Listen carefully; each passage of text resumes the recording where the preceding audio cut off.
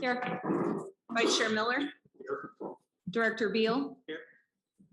Director Chafee. Present. Director Lombard. Here. Director Murphy. Here. Director Trevor O'Neill. Director Voights. Vice Chair Will O'Neill. Director Connors. Here. You may be on mute. Can you hear me now? Thank you. Yes. Director Heft. Director Hurt. Here. Director Minigar. Present. Director Reynolds. Director Victoric. Alternate Miller. Here. Chair Kelly. Here. Director Bartlett. Director Khan. Here. Director Penaloza. Here. Director Taylor. Here. Director Wagner. Director Chamberlain. Looping back, Director Trevor O'Neill. Director Voights. Director Heft. Madam Chair, noting the absence of Director Trevor O'Neill, Director Voights, and Director Heft, we do have quorum on both boards. Okay, great. Thank you very much. Madam Clerk, do we have any public comments? Thank you, Madam Chair. At this time during live public broadcasting, members of the public may address the joint boards of directors regarding any items within the subject matter jurisdiction of the joint boards of directors, but no action may be taken on off agenda items unless authorized by law. Written public comments received in advance of the meeting will be distributed to the directors. Live public comment shall be limited to 3 minutes per person unless the chair is subject to the approval of the boards of directors set different time limits. Madam Chair, we have not received any written public comments. However, I'd like to reach out to staff if we have any live public commenters. There are no live public commenters. Okay, thank you very much. So directors, welcome to the second session of our strategic planning workshop. Hopefully you've enjoyed hearing from the agency's early board members that helped create and mold the TCAs, establishing the seats that we are now sitting in. The session of the workshop has 3 segments, the focus of which is intended to provide us with information on the transportation industry and staff recommendation for strategic goals, objectives, and activities.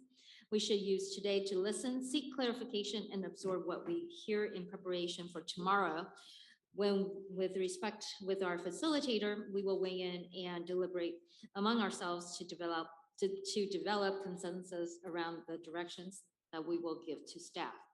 So I will now turn it over to our CEO, Mr. Johnson, to provide more information on the segments included in this session. Mr. Right. Johnson? Thank you very much, Madam Chair. So as the chair noted, this is a packed session for you this afternoon. There are 3 segments. We're going to have a panel discussion, then followed by some staff presentations, and then we'll begin our transition to facilitated discussions with John Hockman, who's in the back there, to help develop your vision for the agency. So hopefully you really enjoyed the first panel sharing information regarding the beginnings of TCA. Your predecessors talked quite a bit. Key things that I noted, they talked a lot about being innovative, how TCA was the first in a variety of areas. So TCA is very reflective of Orange County in itself, and it's a great example of what we've done here. So that theme will now continue with this panel, which consists both of representatives from private industry, where their companies are putting forth significant efforts to advance innovation and what they see as the future of transportation. We also have 2 very business savvy policymakers who served many years on the California Transportation Commission. One of them, which is Lucy Dunn, I'm sure all of you know, and she's agreed to serve as the moderator. And she served on the CTC for 12 years, so a lot of policy experience there. So we're hoping the information you hear in this session will give you a good sense of the innovation in technology and services, as well as policy perspectives that are important as we think, or as you think about the future of transportation. This panel will provide a backdrop for what staff will present in the next session with our recommendations for you to consider.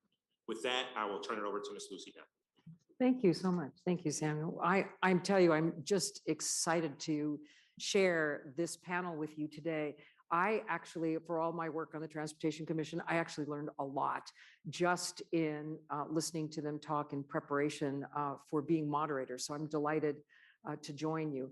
And it really is important because the information to present today, something to just overarchingly think about is that the private industry sector is making real investments right now today in future transportation ideas and strategies and information.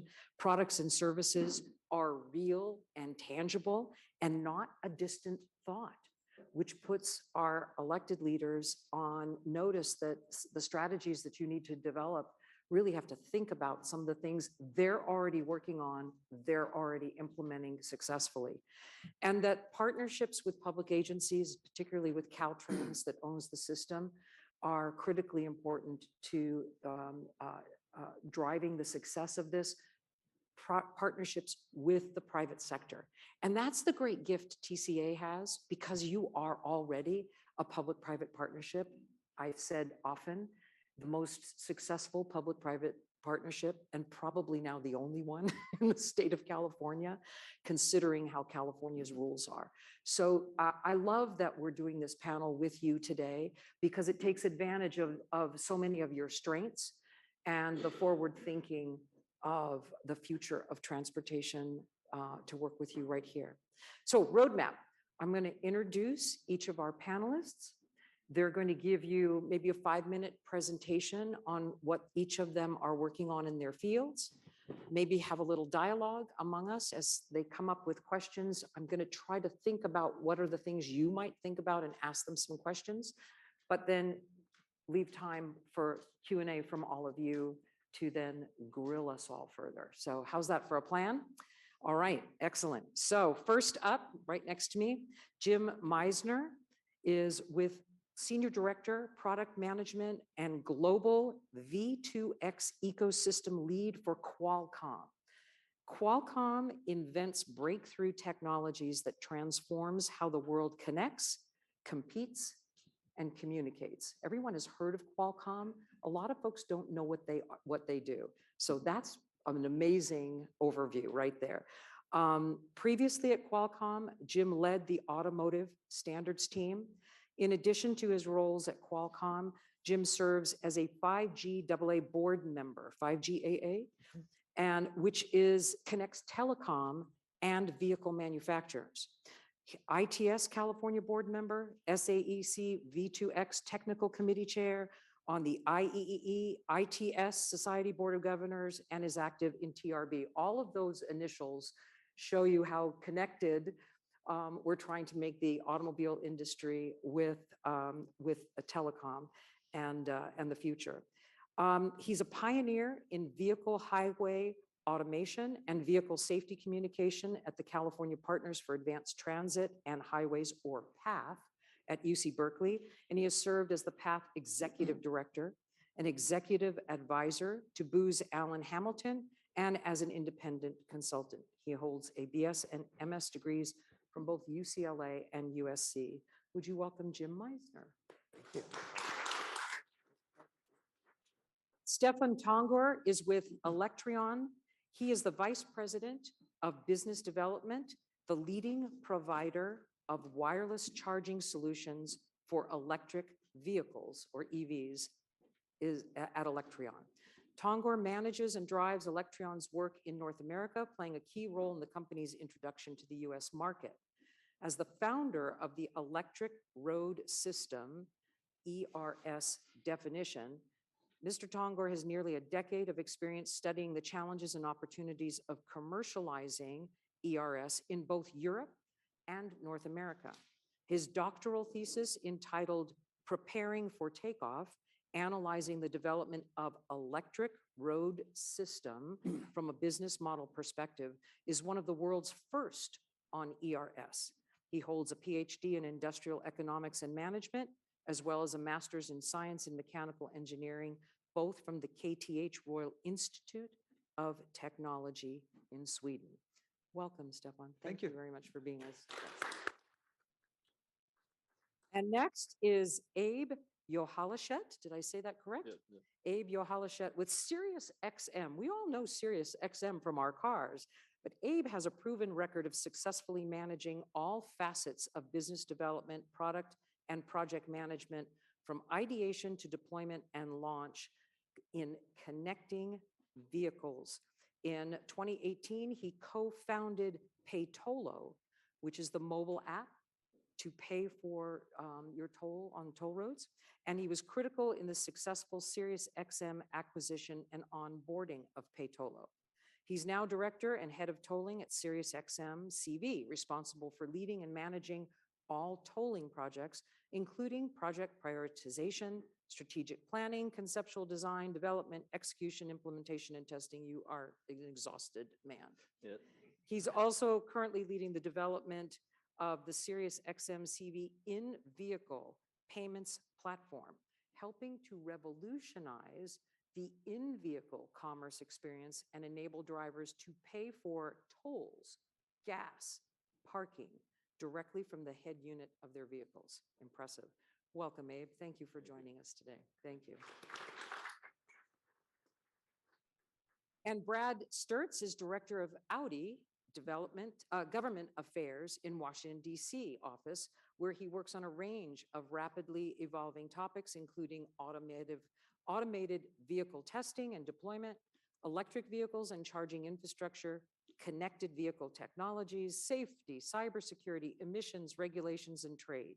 He is also founder and chair of Partners for Automated Vehicle Education, PAVE, a 62+ member coalition of diverse innovators and mobility stakeholders uniting to better equip the public and policymakers about the transportation revolution. Another, not too busy kind of guy.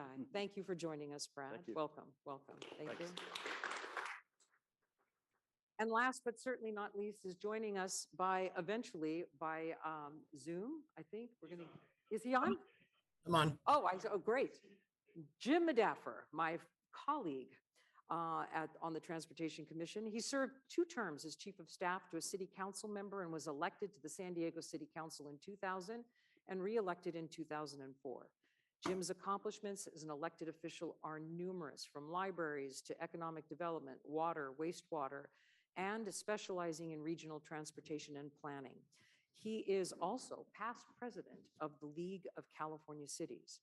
In 2013, he was appointed by Jerry Brown to the Transportation Commission, where he served until 2019. He was a champion and leader on road charge technology, chairing the task force that had been set under CTC, working with Caltrans on specifically on California's pilot project on road charge.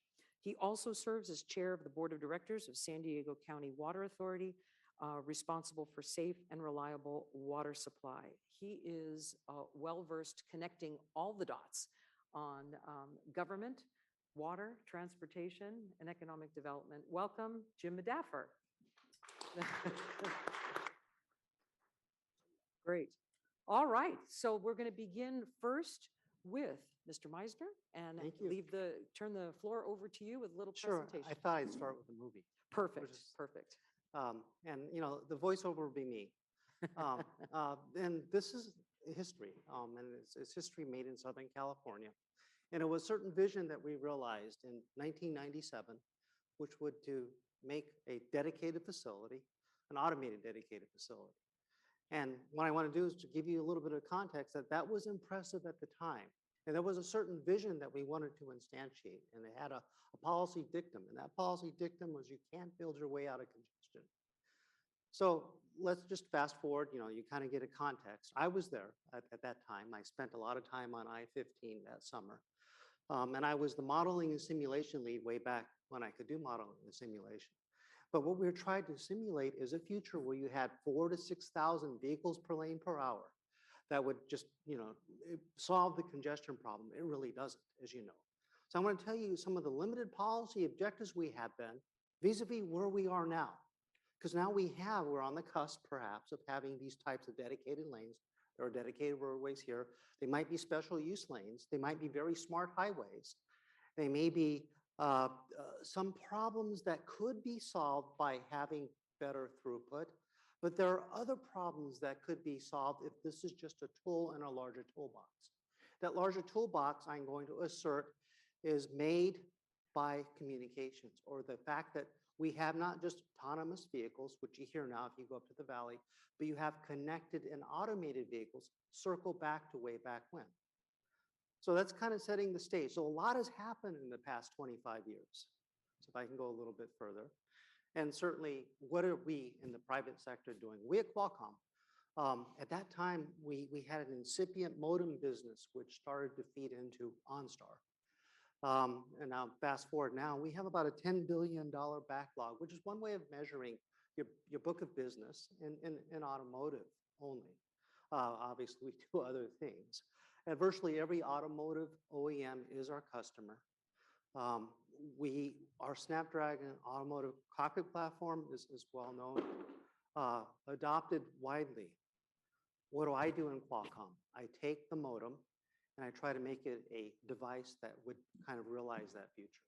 So we take the modem and we have it do direct communication with cars around you. We take that modem and we have it communicating to the transportation management system.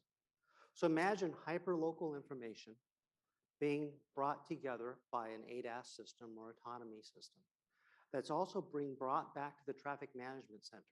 So you would have both link, network information, you'd have very local safety information, and it's all brought into the vehicle. And for our point of view, this kind of wraps up all these numbers that you see in all these users. The idea is to make it ubiquitous, to have these heterogeneous links, and then you can start doing real-time traffic management. You can start doing safety. And that's, you know, I only have 5 minutes, so I can't just show you all the engineering details, and I think Brad's going to show you a video of one such version, a near-term version of the vision. But I thought that bringing it way back when, you kind of have an idea of basically a policy-driven experimental implementation that we believe has a slightly different set of policy dictums, but is really happening with some of the products that we're developing. So this is my third and last slide, or second and last slide, actually.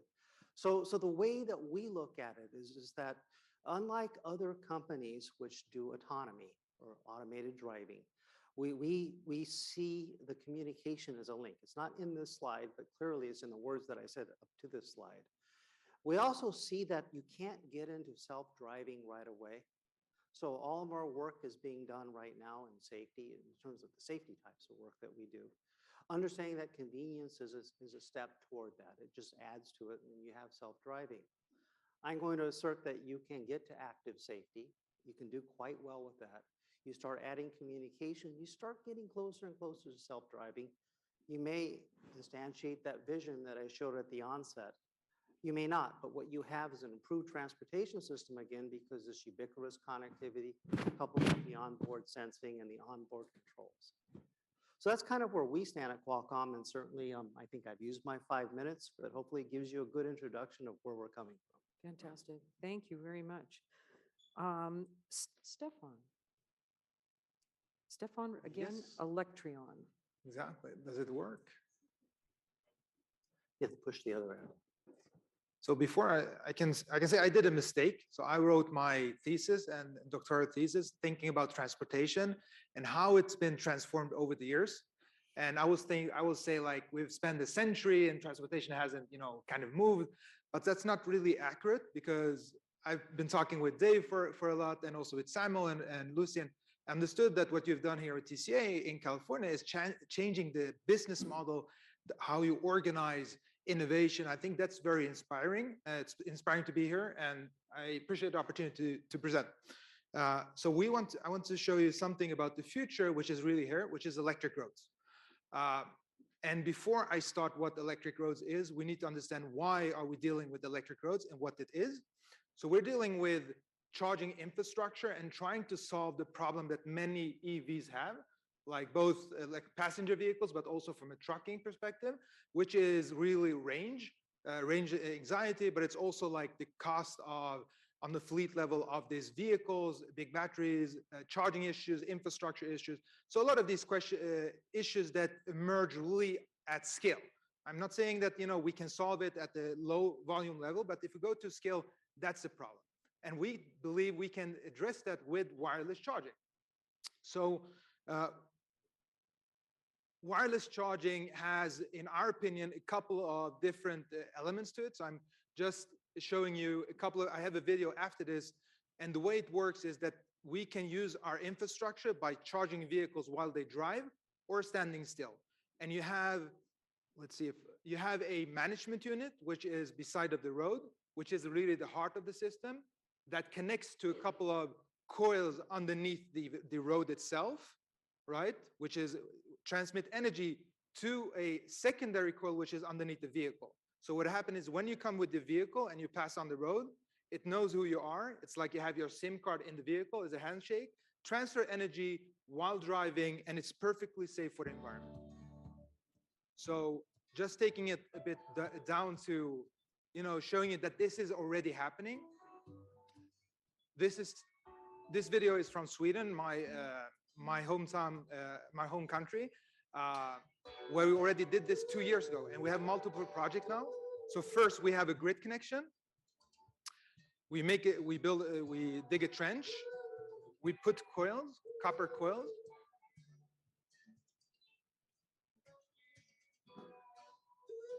And what we do third is we put asphalt on top of it, and then it's electrified. So what happened, it's passive until you have a receiver underneath the vehicle and pass over it, and you can charge a vehicle, and you don't see any difference before or after. So we have a couple of projects both in Sweden, in Germany, in Israel. We have one with your sister company. It's called Brebemi in Italy. It's also a toll road. We just deployed a kilometer 2 weeks ago with Stellantis and Iveco, a bus and a vehicle. So it's very inspiring that we have, and we were awarded the Times Best Invention Award. And I think what we're seeing here is, this is, by the way, my last slide, is that we see a lot of plans, strategic plans by countries and states to move to electric roads in Sweden and a lot of those European countries, but also here in the US.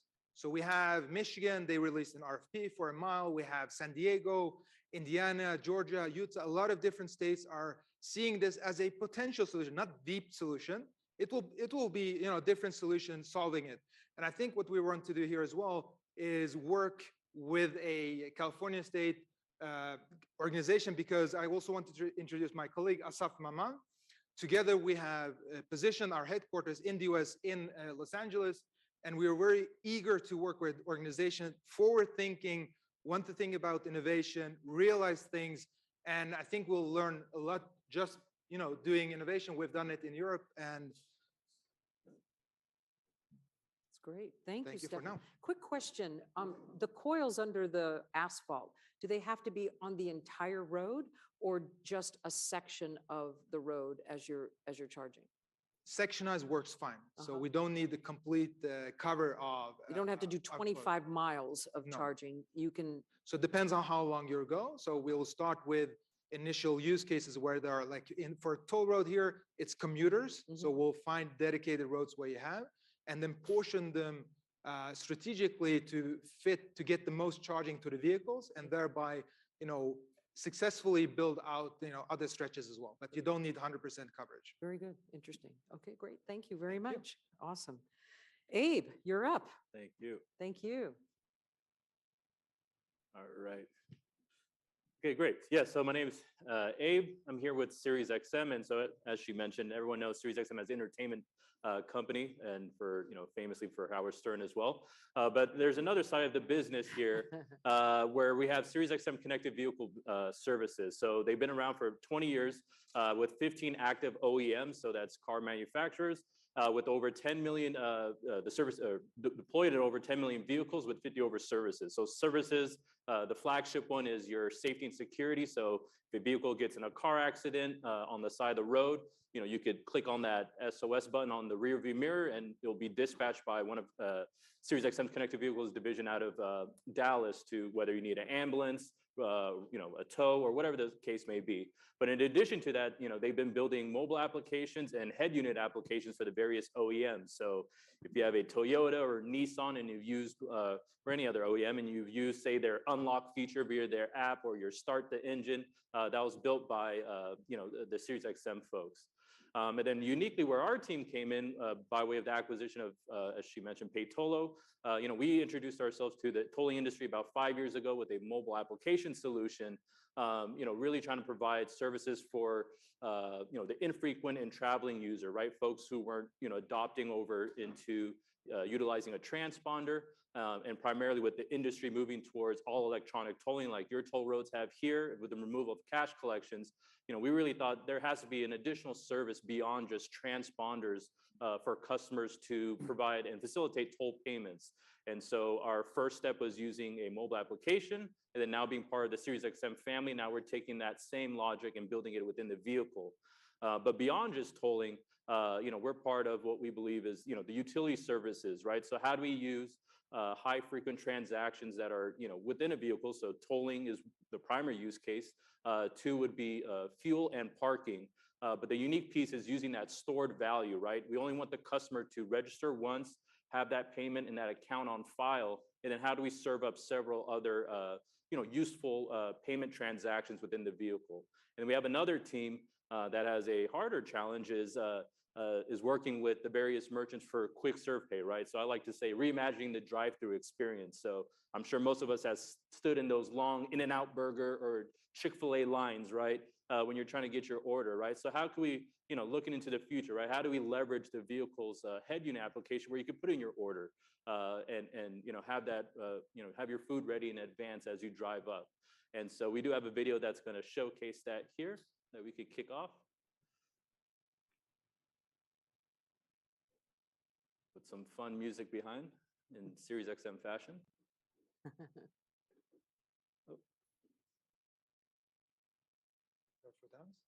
Oh, we can have a dance off. So this is a partnership with Visa. I'm all about efficiency. While I'm in Irvine, so the video you're going to see is our vision of how we bring this to life with a partnership with Visa.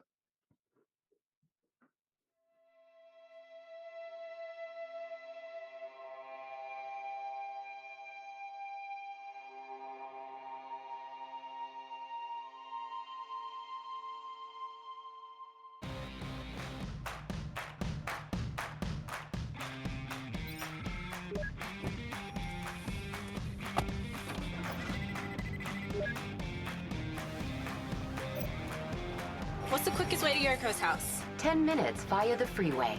Perfect. Low fuel. Would you like to get gas? Let's make it quick. $37 to fill up. Fill up. Okay, rerouting now. Fill up at pump 6.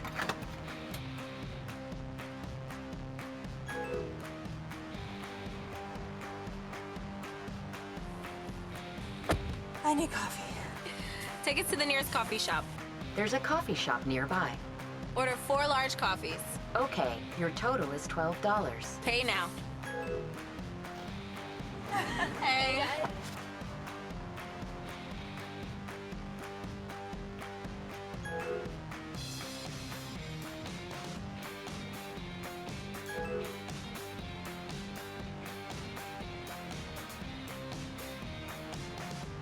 Ooh, where are we gonna park? Find available parking. There's a garage nearby. Spot 268 is available. Redeem points for VIP passes.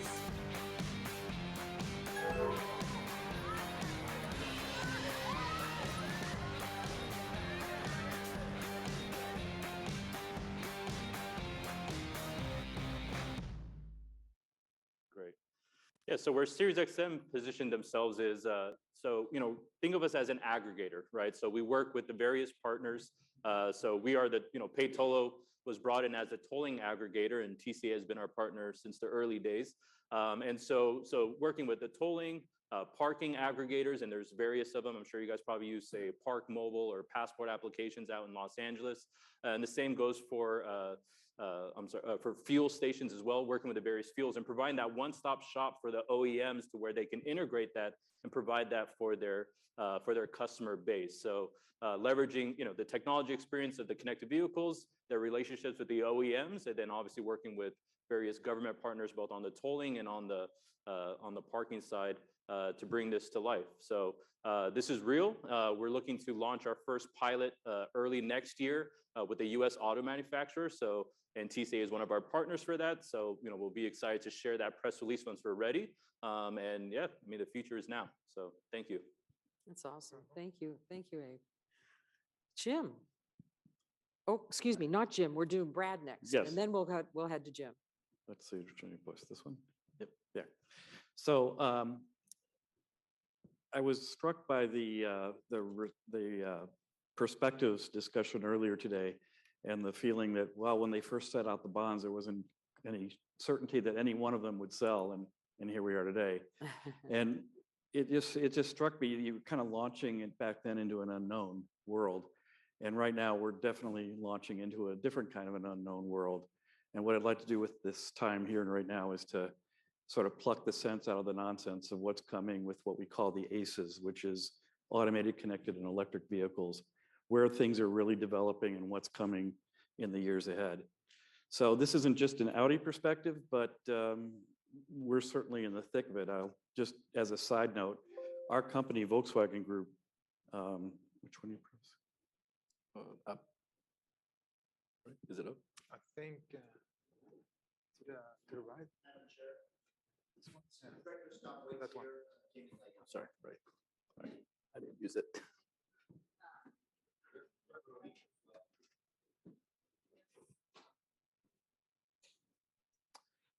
So I'd like to, one of my hobbies is looking at what people thought where we would be in the 1950s. And this is one of my favorites. Makes you wonder, what have we been doing for the past 60 years? It's almost like a War of the Worlds. But, I also use these kind of images to show there's still a lot of science fiction about what's coming and what's real, about what's on the roads and what's going to be close at hand. So like I said, I wanted to focus on the automated, connected, and electric vehicle topics and where those are right now. So with the automated vehicle, which has sort of ignited the thinking of everybody, how soon are we going to get to the point where we don't actually have to drive? I will say that there's an enormous amount of work happening with all that right now. Our company just confirmed that it was going to be spending $180 billion over the next 5 years to develop automated, electric, and connected digital vehicles and the plants that have to build them. But it's going to be a long time before the actual widespread implementation of self-driving is found, particularly on, I think, highways. You'll have a lot of systems that do highway pilot driving where there's a human that takes over. We kind of know those as GM Super Cruise and Tesla's Autopilot now. Those are going to proliferate. I think 1 in 3 vehicles by the next couple of years will have one of those systems in them. But right now, that's all that's really on the road. That's all you can buy is a car that is really assisting you as the driver. So the idea of fully automated, what's often called robo-taxis, that's still some years away, and it will happen in probably more isolated pockets, like in downtown San Diego or downtown LA or downtown Austin, Texas, things like that, where the cars are going about 25, 30 miles an hour. And because there's so much uncertainty and people are so excited about this, one of the key things we have to work on is building public trust. And I'll explain why that's why I helped found Partners for AV Education a couple of years ago. But the final point I'll say about automation is very simple things like road striping really matter. The quality of the roads, the quality of the pavement actually matters an enormous amount. Our engineers were wrestling with why are the testing that we're doing in Germany so different than the testing we do here? And it's mostly because of the uneven, not in a negative way, but just the kind of road quality, the pavement quality that we have here in the US. So these are the kind of things that we have to work together in a public-private way to really understand what the vehicles and the systems need and what you as road builders have to think about and operators. On the connected vehicle front, Jim is certainly the expert here on this, but Just last year, the path forward really became clear with the Federal Communications decision. And so now I think is the time for us in the industry and for road operators to begin to think about how do we install the communications equipment that will allow the vehicles to communicate to the infrastructure, the traffic signs and signals, traffic networks, each other, and opportunities to protect vulnerable road users, which is a more, in my opinion, immediate benefit. And then the last point is electric, which is, we all know, is pretty rapidly here, or has come pretty quickly here, but it's going to only accelerate. And I'll get to that in a minute. So this is one of the key things when I was saying about trust around automation. These are fairly consistent surveys. This is a AAA survey. 86% of Americans are terrified of fully automated vehicles. Only 14% obviously say they would be okay with them. And yet by 2030, more than half the people say we'll all be driving in them. So there's a lot of education and a lot of experience that has to be done between now and then before people really understand, how does a vehicle driving me from point A to point B? And that's going to take a lot of education and also a lot of clarity work with road operators to say, okay, how immediate is this for our kind of an environment? I think it's also one of the key points I wanted to make here is there's ownership model, the cars that you and I own that will have higher levels of automation, as Jim suggested earlier. And then there's the mobility fleet models. That's sort of the Waymos and the Argos and the Zooxes that'll have shuttles that'll be running around as long as they can operate. In both cases, these will be surely electric, and it's just a matter of how they're operated and their use case that'll be the differentiator. As I mentioned, PAVE, so I think my intro, I should have updated the number. It said 62. There's now more than 80 Wow. automated vehicle innovators, but it's not just the industry that's doing it. It's advocacy groups for blind, disabled, elderly Americans, insurance companies, really the 360-degree spectrum about people who are really enthusiastic or directly affected or optimistic or hopeful for automated vehicles. And this is an organization that's only started to grow, and we just kicked off an effort to organize a PAVE in Europe, and we got a Transport Canada grant to do a PAVE in Canada as well, separate from the US operation. So a few quick words. I know we're kind of tight on time, but I'll just go through this. Jim sort of touched on this a bit, but this is how the vehicles are going to be able to communicate in the future, the network, to the pedestrians, to other vehicles, and to the traffic signals. And this is stuff that's really, in my opinion, only a matter of a few years away in certain installations for the vehicles. Now the question is, do we get the infrastructure in place on the roadways too? And that's where I think we take this time now to plan for what's ahead in the next 3 to 5 to 7 to 10 years to start installing the equipment now that we have a certain path that the Federal Communications Commission has set forth. This is the video. I'm not sure it's going to play really well. It didn't. Sorry, the translation from my Mac, it didn't. But I'll go back. Jim referenced this. We've done a couple of initial deployments with Virginia DOT, in the case of this one, where we use CV2X technology, cellular V2X, to provide driver alerts as they approach a road work zone. And this is shown to have really big, not only success in Virginia, but also a lot of interest has been generated at a state and a federal level about how do we get better protection around the active work zones as drivers go past. So this is one area that we did with Qualcomm and Virginia Tech, American Tower, and did I leave anybody out, Jim? Well, Virginia DOT. Virginia DOT, yeah, for the work zones. We did a second one earlier this year with in Alpharetta, Georgia, that provides school bus and school zone alerts. So the drivers get an alert when they come up on an active school, when the kids are getting out of school or when school buses are stopped and they may not see it or may not be paying attention. An alarm will go off, they'll see a visible signal. These kind of things, as Jim alluded to earlier, I think will become increasingly active, where if the driver's not paying attention or it's an automated vehicle, the vehicle can ease up as it's reaching one of these areas that might be, might have some vulnerable road users and its potential risk.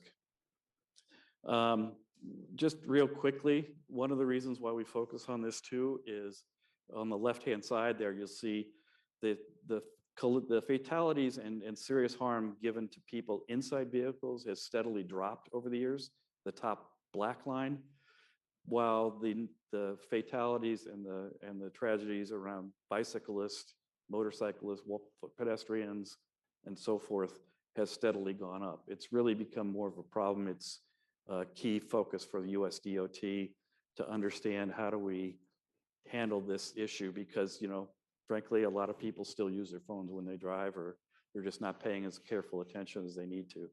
And systems like these, we think, can at least help people understand when they're entering a dangerous situation. So on electric vehicles, I was mentioning earlier that in 2015, not long after I joined Audi, we had 0 vehicles with a plug. And in a couple of years, this is what we'll have across our lineup. So 40% of our sales will be electric by 2025, with an increasing number of vehicles going electric even after that. So we're making an enormous investment in this. Volkswagen Group, our Volkswagen brand, is also doing the same type of thing. And it's really taking an enormous amount of investment and energy to transition from decades of building transmissions and gasoline and diesel engines into electric platforms. But this gives you some sense of the numbers that are happening for everybody. So in 2020, 2.5% nationally, 8.1% in California were electric vehicles. That's going to rise to 11%. And 1.8 million plug-in vehicles by 2025. And you'll see after that, it really just begins to increase exponentially there too. 80% of the vehicles are expected to be plug-in vehicles by 2040.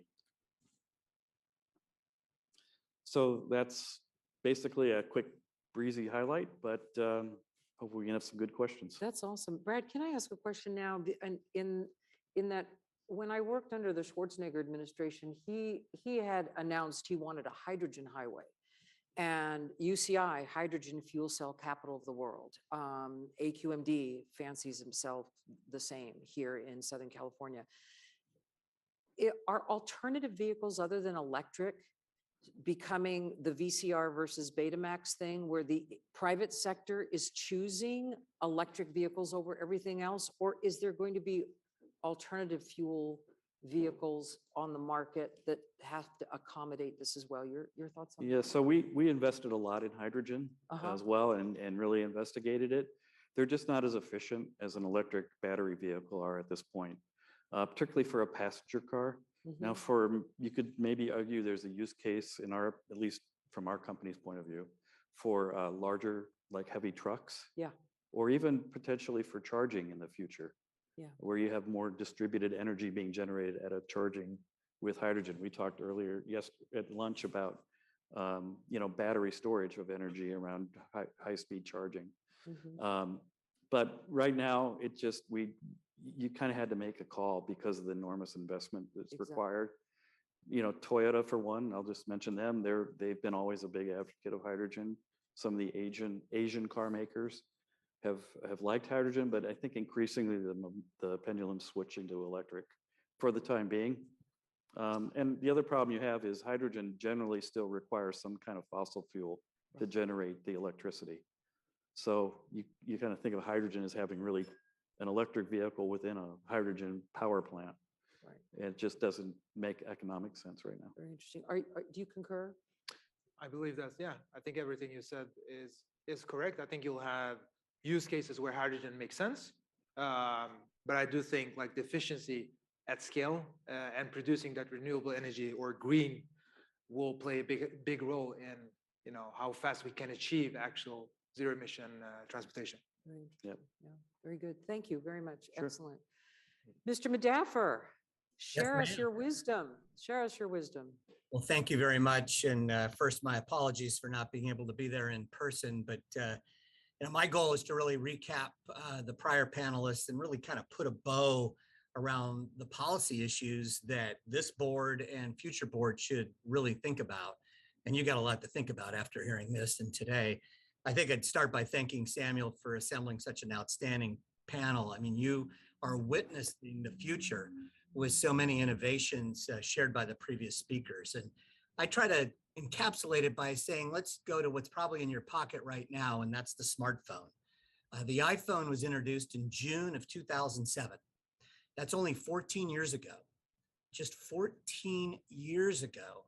And look what has happened in such a short amount of time. I think you all know we're living in a period of data and technology disruption. Mobile upgraded from 3G to 4G.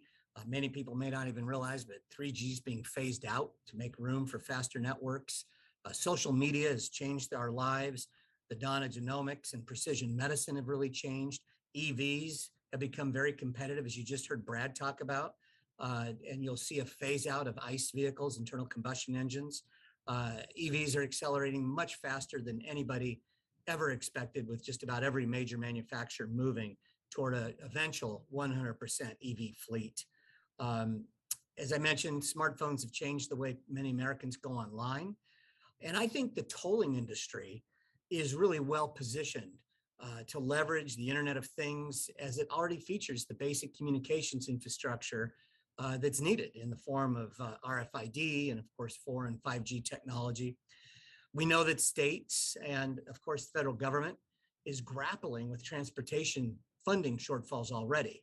And all you have to realize, after you heard Brad just speak, is that if you're going to see 80% of all new vehicles sold are EV vehicles by 2040, which is 16 years from now, and the fact that our transportation infrastructure is funded by something called the gasoline tax, which was created back in 1918 in Oregon, 1922 in California, I don't know how the hell we're going to pay for these roads. And so this is where things like the mileage-based user fees, road charge are going to come in. And it's going to be probably a few more years before it becomes commonplace. But when they do, and they will really functionally affect every road, including toll roads. And this is where I think the tolling systems really have the leg up, because tolling agencies will need to work with the RUC system operators towards an integration form. But I really think the toll operators are going to lead what the RUC systems ultimately do. There's so many other things going on. I don't have to get into the advantages of driverless vehicles. That's also something you're going to be seeing. I'll give you this little example. Driverless technology impacts aren't new. And I'll tell you this, in about 121 years ago, the first automated elevator was installed to general fear and hesitation by the general public. And as you know, prior to that time, elevators were operated by people that would ask you what floor you wanted to go. 50 years later, by about 1945, the change accelerated, and Otis Elevator installed the first fully automatic elevator in 1950. And by the 1970s, as you well know, except for the state capitol building, most elevators were operated without operators. Lucy remembers that. So, you think about that, you're going to be going from manually operated elevators to fully electric, automatic elevators. Well, accidents used to happen with elevators. Well, frankly, I think today driverless vehicles offer the same advantages around safer, more reliable transportation. And we've seen, Waymo operating millions and millions of miles in the Phoenix area. And we know there's a lot more research to be done. But getting back to my kickoff, when you see how fast technology has changed, it's going to continue to transform our lives. And you will see that happening here. And really, when you look at what's going to happen first with autonomous, it's ride hailing, it's heavy logistics, big class 7 and class 8 trucks, it's shuttles, as you heard, it's last mile logistics like package and food delivery. But I will tell you this as I wrap up here, that we're going to experience more technological progress in the coming decade than we did in the preceding 100 or 150 years put together. So you think about it, last year we experienced as much as 10 years worth of growth in e-commerce that were compressed in just 2 months. So 2 months of e-commerce last year took 10 years to create. That's how fast things are going. And I think understanding the effects of this change will help avoid nasty shocks to the system, especially for organizations like TCA. And when you talk about all electric EVs, they're going to necessitate this new funding infrastructure model that, as Brad talked about, is only just 19 years from now. So things are happening very quickly. We know that autonomous trucking is leading the way. We know that as we move forward, robo-taxis are everywhere. Staff shortages are driving AV adoption in the trucking industry. COVID is accelerating the adoption of driverless delivery. And lastly, just as you saw in the Visa Sirius video, it's pretty easy to see how fast this technology is changing, which gets back to the innovations of 14 years ago. And so what does this mean for TCA? And what does it mean to this board? And frankly, to your future boards? And I think you need to realize that you must expect the unexpected. Something you think won't be possible will be. The future is now. Expect technology to evolve faster than anything you might have imagined. Realize that the HOV lanes of today are the autonomous lanes of tomorrow. Realize that eventually the only way you may be able to drive on any of TCA's roads or on any freeway is using an autonomous vehicle where it's an autonomous mode for greater efficiency of the road infrastructure. So I maintain that there's probably not another organization in the state of California who's better equipped than TCA to take advantage of the technology that you've heard about today and that will soon be unveiled. This isn't just a dream, it's happening, folks, and happening faster than anybody imagined. And I think that your P3 status gives you flexibility to embrace some of the things you've seen about and heard about today. And I guess lastly, the question you need to ask for yourself as policymakers is, are you ready? I believe you are. I believe you have the ability to take advantage of this future coming. And again, I appreciate the opportunity to kind of give you my perspective and look forward to hearing more dialogue. Thank you. Thank you. Thank you, Jim. Really nice overview here. I'm just trying to get my mind wrapped around CV2X and having to memorize all this new technology or these new terms, cellular, vehicle, to everything. I mean, that is like mind-blowing to me. And I think, Jim, you nailed it when you said the changes are coming faster than you can imagine. And frankly, COVID accelerated those changes 30 years for all of us. So it's really tough. And it's tough for policymakers. It's tough for elected officials to move quickly when the public isn't even aware of some of these things, right?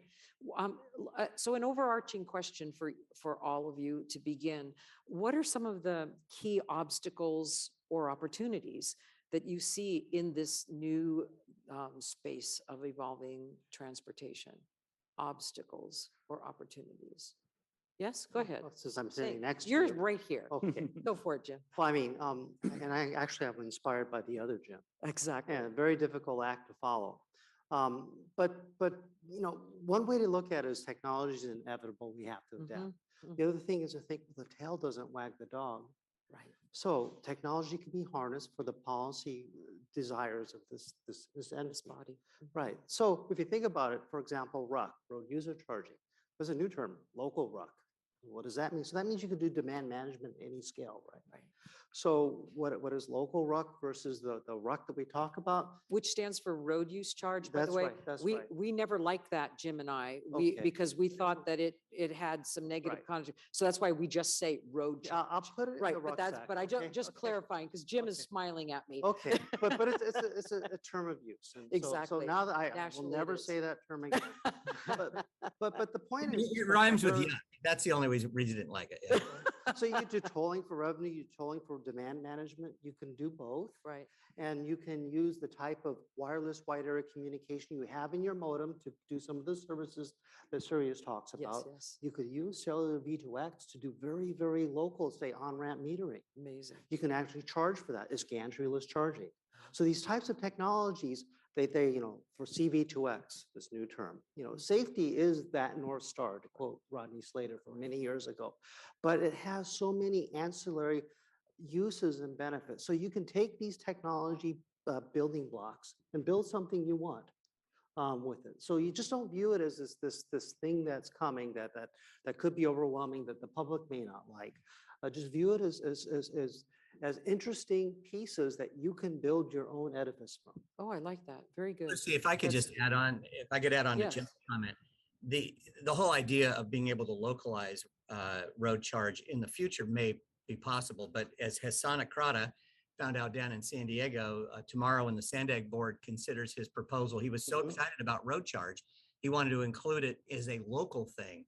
And as Lisa Bartlett and I know from when her participation on the road charge task force is, let's just wait till the feds and the state have implemented it. Then you can Maybe. look at adding it on into the future, but you don't want to lead with that. And that's an. No, I agree with you. And then, of course, it depends on the stakeholder who is really the road user or your citizens. And there are movements afoot. You can be at the cutting edge where you bleed, or you can be slightly behind. Exactly. But the point is that the technology is there for you to instantiate whatever types of policy you want. And that's the optimistic view of how you can harness it. Which I love. I think that's a really important point, is technology is neutral. It's not good, bad. It's just a tool that you can harness and use and think about, does that work for TCA? Does that not work for TCA in part of their strategic planning? Really good. Stefan, anything to add on that one? Obstacles or opportunities? I think like two things. First, the risk of failure that people think about. It's new technology. It's kind of heavy. It's complex. You have new interfaces, new technical interfaces, and that can be intimidated. I think one of the experience I have of doing those kind of pilots, it's really intriguing, and it's kind of fascinating seeing people who've built roads all their life, who've done grid connections all of their life, who've driven trucks all of their lives or vehicles, and before they are like, oh, this is so scary. And once they build the road, once they get with the technology, it's not science fiction. It's like, this is how we usually shut off the grid if something happens, or this is how we usually deploy. So doing things to overcome this kind of afraidness, I think that's one of the solutions to the problem. Yeah. And then I would say another challenge is more the business model. Yes. I think the business model, because you have cool tech, but who's going to use it? How are we going to finance it?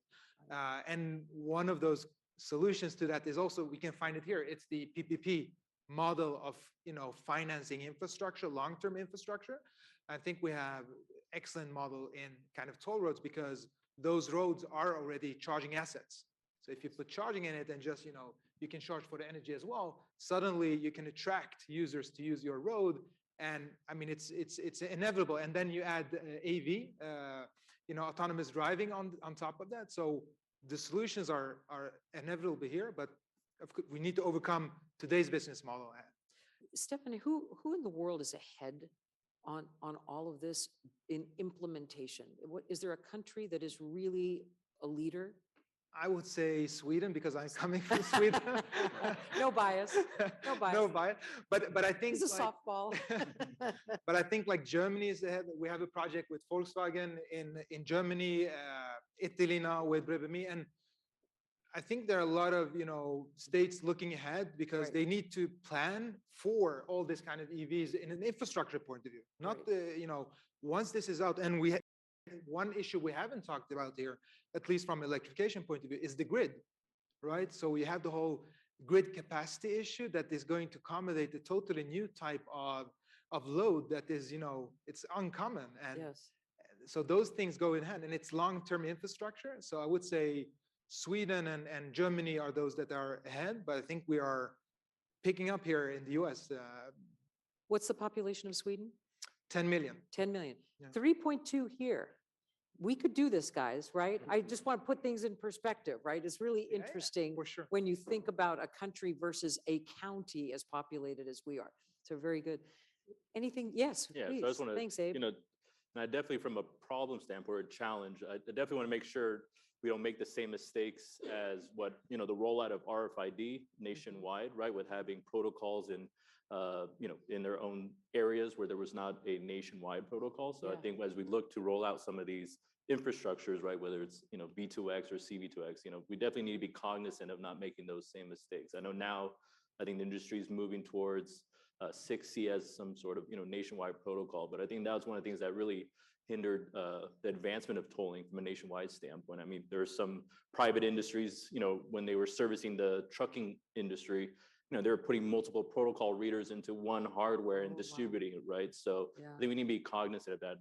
I know Northeast, the Easy Pass group did a good job as far as, what is that, I think about 26 states putting them together, utilizing one protocol, but that'll be one challenge. And I think from an opportunity standpoint, yeah, I think once we get consumers to start adopting this, as you mentioned, yeah, I think the sky's the limit. But at the same time, the business model question always comes up, especially in our internal discussions. But yeah, it'll be interesting to see how this plays out, right? There's OEMs who, are more, reserved of, does the cost come from them? Do they push it down to the drivers? And then do we make these technologies accessible to everyone, right? Both on both spectrums of income levels. So Very good. I think that's gonna be the opportunity that is there, but we just have to be, smart about our strategy. Awesome. Thank Yep. you. Brad, thoughts on this one? So I've had a lot of thoughts on this. I think I'll just settle on one that in the past, industry and for the most part, industry and automotive OEMs and even some tech companies have operated sort of independently. And we can't afford to do that anymore. Like I said earlier, even with road surface quality making a difference, we have to be able to work together to kind of understand how this is all coming together. And Jim and I have talked often that the companies that are investing most in automated vehicles, it's kind of its own chimney, and then the connected vehicle world has become its own chimney. And these two things have to come together, because only together will they provide really the exceptional safety and performance that we all expect. So we sort of have to move towards where these things are coming together instead of being just sort of operated in sort of independent Yeah. very good. discussions, both from a technology standpoint and from those of us in the ecosystem trying to figure out where the future is heading. Does the private sector drive that thinking? Do you guys all have to learn to work together and kind of negotiate on how that, because I look at elected officials that have so many different things. It doesn't always get done on the public sector side as opposed to the private sector side. How does that thinking work? Well, I can give you an example. Sure. You mentioned the 5GAA, Exactly. 5G Automotive Association. So I was privileged to be a founder Mhm. along with Audi, BMW, Ericsson, Nokia. This is a global entity, Huawei, and a few other entities. Okay, there are 135 of us now. Yeah. So we have two legs of a stool. We have telecom, we have cars. It's not a stable stool. So the private sector is not enough. We need the public sector. I've argued within the board that there needs to be robust public sector because you guys own and operate the roads. Whereas we're either technology providers or users. So we need a broader discussion. It doesn't just happen in the private sector. So I'm very privileged Mhm. to be here because this is start of a broader That's great. discussion. And maybe we could ignite a fire here. Awesome. I love that. Lucy, let Awesome. me, this is Jim, if I could Yes. just follow up to that last comment and what Brad was talking about. And he's absolutely right. This is just right now a two-legged stool, and nothing could be more prevalent. And you'll recognize this when we were on the CTC together. I met with the lobbying folks from the new car manufacturers, and boy, the easiest way for us to take care of road charge and get that data, and frankly, this is the same thing for you guys, the idea of a transponder, is clearly the most secure, but it's archaic in terms of comparing it with the use of in-vehicle telematics. And as you heard, virtually every new vehicle manufactured today has a cellular modem built in, i.e. likely by Qualcomm, providing, incredible data. But it's mainly going to the auto manufacturers. And I'll give you an example. It used to be when you rented a car, you'd have to leave the ignition on so the agent would view your fuel level and your mileage. But anymore, this data is on the tablet as the vehicle approaches. And these companies know a little bit more about how you drove while you rented that car, how fast you drove, how hard you braked, how many G's you pulled on that sharp turn or highway curve. And as the vehicle fleet matures, it's not going to be long before virtually every vehicle on the road is going to be track logged and recorded. And so I believe that telematic data has been the key not only to road charge pricing to replace the gas tax, but frankly also to give the tolling industry the tools it needs to fund our roadways and infrastructure. But here's the caveat. And I challenge the auto manufacturers because we met with their lobbyists, we met with their folks. You know, I remember Will Kempton and I got a real cold shoulder when we said, you know, we'd like that data because that would really solve the problem. And they don't want to give it. So that's that third leg on that stool where government's going to have to come in and figure out a way to either to make a deal with the auto manufacturers to share that data. Because that way, just think what would happen in your industry, tolling. You get rid of the transponders, you get rid of all this fancy stuff because the vehicle is already reporting it. And that is basically the best way to pave our way toward eventual road charge pricing. But again, you've got the big bugaboo, and that's privacy. And so we've got to convince the public that we aren't really interested in where they go and how they went, just the miles they drove. So let's talk a little bit about that. I want to get into the practical side for our officials around the table, some practical things. But one last point that continues to be raised that you just raised is the whole privacy aspect of everything you're talking about. I mean, we saw videos with biometrics, right? We're looking in someone's pupil to identify that she can now turn on her car because it's her. The public, at least anyone that pushes back on all of this stuff, that's usually the thing that the media covers is privacy challenges. Thoughts about privacy aspects of this? The younger generation, my sense is they don't care. Their cell phones are there. Every CSI criminal investigation story on television ends with the cell phone data finding the criminal. They already know it's out there. If you have a smartphone, you've given up privacy, quote unquote, right? So general thoughts about that aspect of how does the private sector manage the privacy side of this that is raised by the public?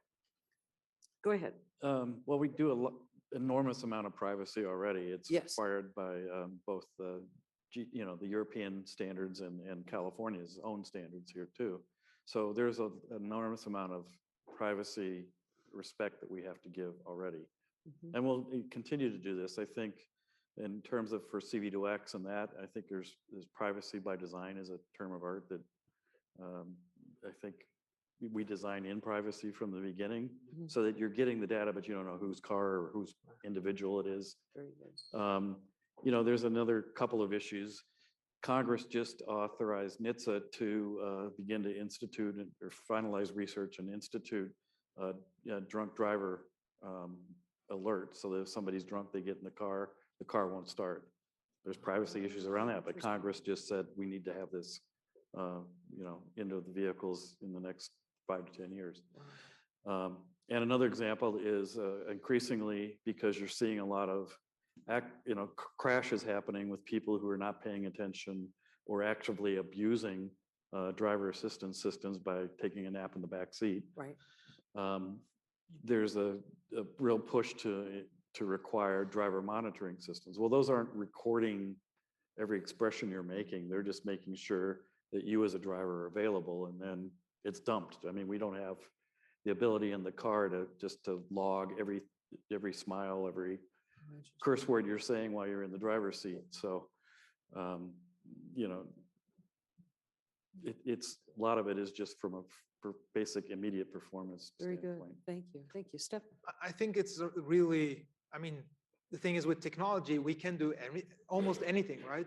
So I think working together with the public sector here and making sure that, the information that, create that black box to show that, if we create an API towards a utility company or the tolling company to show, okay, who is on the bill and how much energy is consumed, for example, or based on mileage or whatever, that's only the information that needs to go in. So we don't need to know where it was driven or, so we can, wash the data in a way which is dependent on different jurisdictions or locations. So I don't see it as an obstacle that we can't overcome. It's just making sure that we work together in closeness with the public sector to ensure that privacy is remain intact. Very good. Very good. Okay, good. Thank you.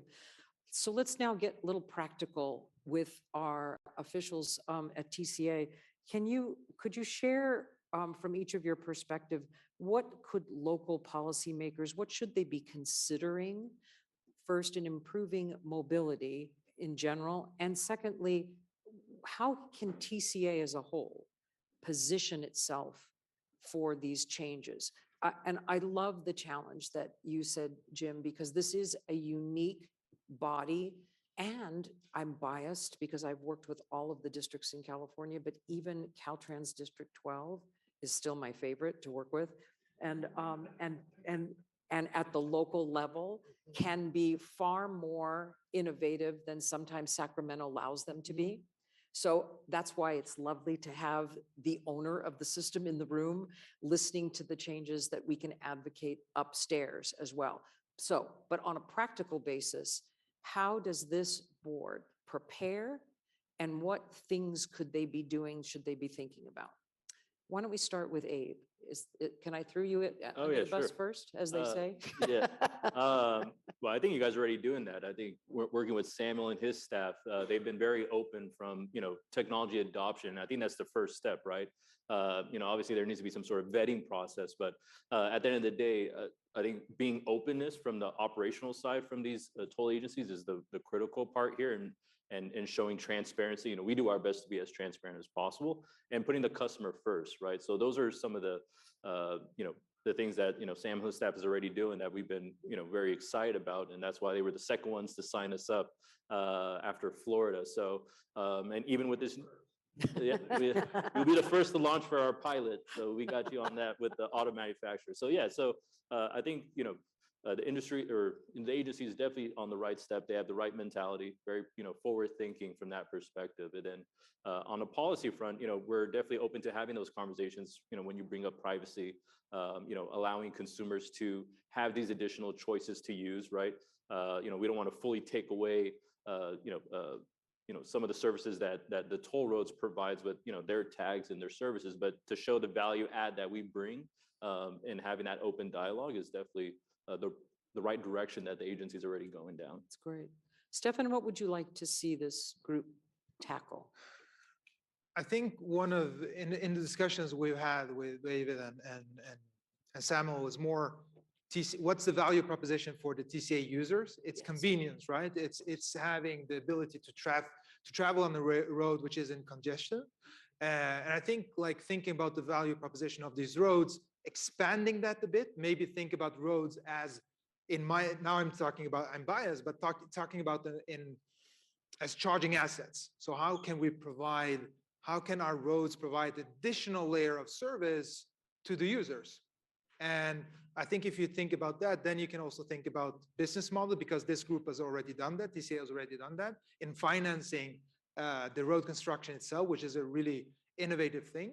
And then think about how can we do it in a small scale to just demonstrate that and be tangible and practical, as you said. Yes, yes, very good. Thank you. Starting from the value proposition. Great. Brad, any thoughts? It's really the toughest thing because, from an infrastructure side, you're talking about maybe decades of planning. The cars turn over every 5 years. Right. The vehicle fleet in the US turns over every 8 or every 11 years. And so it's trying to shoot to what's going to be the reality when you guys are putting the infrastructure in now. I guess I would have to say in the end, though, it's beginning to think of the use cases, as Jim mentioned a few, for beginning to install the technology for CV2X and other connected vehicle technologies, because those will begin to start showing up in higher volumes on the roads and can help tackle some of the issues with congestion and safety and other things. That's great. CV2X. I have to internalize those initials. That's awesome. Jim, your thoughts? Well, I'm coming, well, Jim will be. I know, fast. Yes, I'm going to okay, have so- him wrap up so because Jim's he's batting already cleanup. elected official so he'll have some good practical ideas. That's right, and I just admire that the two gentlemen sitting to my immediate right have practical ideas, and Brad is wrapping it up. So you asked me to be specific. Unfortunately, I'm going to get a little bit more abstract because It's okay. what you do is that I've noticed, and I've never worked for an agency. I've worked with agencies since '91 though. Wow. So I do have I've learned from the outside looking in, admiring the agencies that lean forward that were fearless, and that had a vision, say 2050, and knew that you can draw a line to that vision. You don't have to get there right away. That vision that I showed, not going to happen tomorrow. Right. But if you can progress and understand that technology can be your friend, and you can lead by example. And this is what I've noticed about this agency. It's small enough, Right. yet large enough. Yes. So I would just say that just be fearless, listen to what these gentlemen are saying, see how you want to deploy and deploy. Great. Excellent. Thank you, Jim. Mr. Madaffer, you sit in the seat that you were an elected official and are still in public agency, public life. Some practical ideas for our members of the board here. Well, thank you. And again, I think the assemblage of this auspicious panel the present company accepted here is really just evident of what's coming forward. And I think policymakers at TCA should recognize that these changes are going to happen. And while I've heard a couple of the panelists say it's going to take a while, it's actually going to happen probably a little bit faster than we realize. And the question is TCA going to be ready for it? And I do believe TCA is well poised to take advantage of that stuff, whether you all from a board perspective form a future technology, future transportation subcommittee, where you look at some of these things, where you make the state recognize and the federal government recognize that you're really willing, ready, and able to accept the coming technology that's coming down the pike, that you're well poised to deal with it. I believe that those are the things that get that dialogue going. Don't just make this a one-day event where you're talking about it, but make this now an ongoing and regular dialogue where you will become known as the futurist group when it comes to transportation and transportation funding. I think that's really how my advice to you as elected officials as you move forward. You'll be able to then apply what you learn in your own cities or regional governments that you're already involved with. We know that SCAG, we know that SANDAG is making headway in this area. And I frankly think that while the state of California, it's huge, it's behemoth, could also learn a lot from a much more nimble organization like TCA. So I would say, take the bull by the horns, run with what you've seen today, keep in touch with these folks, get follow-up, have Samuel bring them back together again, have regular check-ins, but create some kind of a policy committee that will continue to look at this effort and see what it's going to be. That way you can stay ahead of the curve instead of getting behind it. That's great. Thank you, Jim. Thank you. Well, I tell you, I'm just like, could spend another hour with you, but I wanted to open it up to maybe questions from these distinguished folks around the table. And my notes here, coils, striping, pavement quality, roads as charging assets, all of these really important concepts, and obviously CV2X, things we need to really be looking at for the future. It is an amazingly robust and iterative world out there, moving very quickly. So in our last couple of minutes, anyone have a question or two, Madam Chair? We sure do have questions. First, I'm going to start with Director Menegar and then followed by Director Bartlett. Thank you very much, Madam Chair. Excellent presentation. I'm very pleased to hear the latest and the greatest from the expert panel. My specific question for the panel would be that which specific segment of which of the totals, although it's going to be San Joaquin Hills, total that we're going to be selecting for potential deployment of this? Oh, absolutely not, just so you know. Okay, well, let's see. Anyone can answer this one? Do they? I think from our side, sorry. Yeah.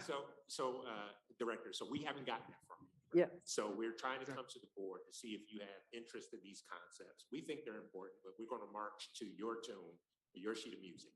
So if you approve this as part of your strategic plan, once we get there, then staff will do the evaluations, figure out which technology applies where, which goes first. Maybe it's both agencies go at the same time.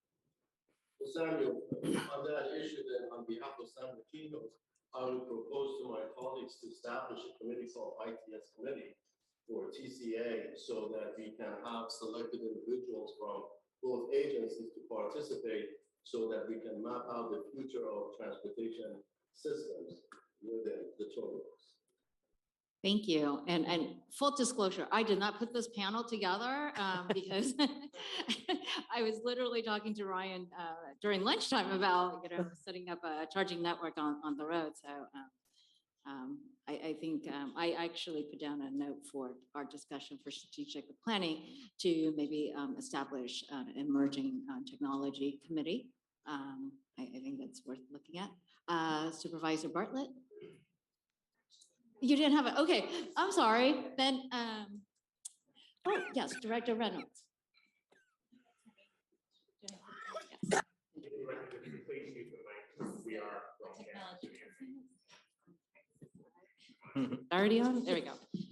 Question for Jim. You started off the conversation saying a statement that really intrigued me. You said we can't build our way out of congestion while playing a video of cars Right. very closely together. So I was curious if you could expand on that more, because I think Well, I mean, We- and thank you for the question, because it allows me to expand. A vision, which I say is this defunct, to be very straightforward, was that you can pack more vehicles per lane per hour. Now, what do you do at the exit ramp when you go to a saturated grid or into your neighborhood? That's where the vision kind of fell apart. But now there are more tools that are available. You have tools. I know I'm supposed to say road user charging. Road charge. Road Road charge. So you can do demand management. You have mobility as a service, or mobility on demand, depending on how you want to service the traveler. You have so many more tools, and obviously I work for Qualcomm. I say communication is the fabric that ties the road fabric together. But the real point behind that is that there is more than a monovision here. So you can't build your way out of congestion. But with land use and with various ways of doing demand management, and by doing really good system management and operations, and by doing these types of technologies, you can build a better road. So it's a better vision than what we demonstrated in '97. Can I just a quick follow-up? Because you're talking about space, right? I'm curious if in your studies you have an estimate of, what sort of percentage of space or percentage of roads we could reduce, or just sort of that relationship between road space utilization? Yeah, I understand where you're coming from, and part of that is it's been a while since I thought of this, but I can remember writing a TRB paper in 1998, which had again these assumptions which are not true because today we learn so much. Is that you can basically manage an on-ramp merge by having all these vehicles talk to each other, and you can increase the throughput. You don't have those bottlenecks. Yeah, you can think of that, but there is a constraint which I think should be an imperative, which is safety. So when you think about what's your problem statement? Your problem statement is obviously to provide better quality of service and as safe as way as possible. So I would think, don't just think about bringing cars together, which is inherently unsafe, then you have to use technology to make it safe again. Think about it in terms of improving whatever KPIs or key performance indicators you have to make your system safe and efficient.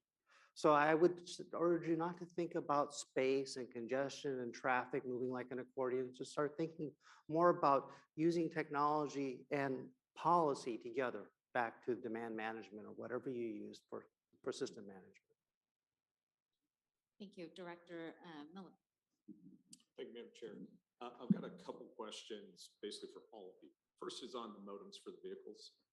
So that's a really interesting concept to me. That's one of the things with the autonomous vehicles are going to talk to each other to make it safer, correct? Is there already a standard protocol between the manufacturers? So it doesn't matter who the manufacturer is, that vehicle can talk to the vehicle in front of it. Yeah, I can give you a whole alphanumeric, SAE, J, XXX. But suffice it to say that there are standard protocols. It starts at the radio level, right? The radios have to talk to each other. But above that are protocols that are region-specific, US being a region. So yes, there are.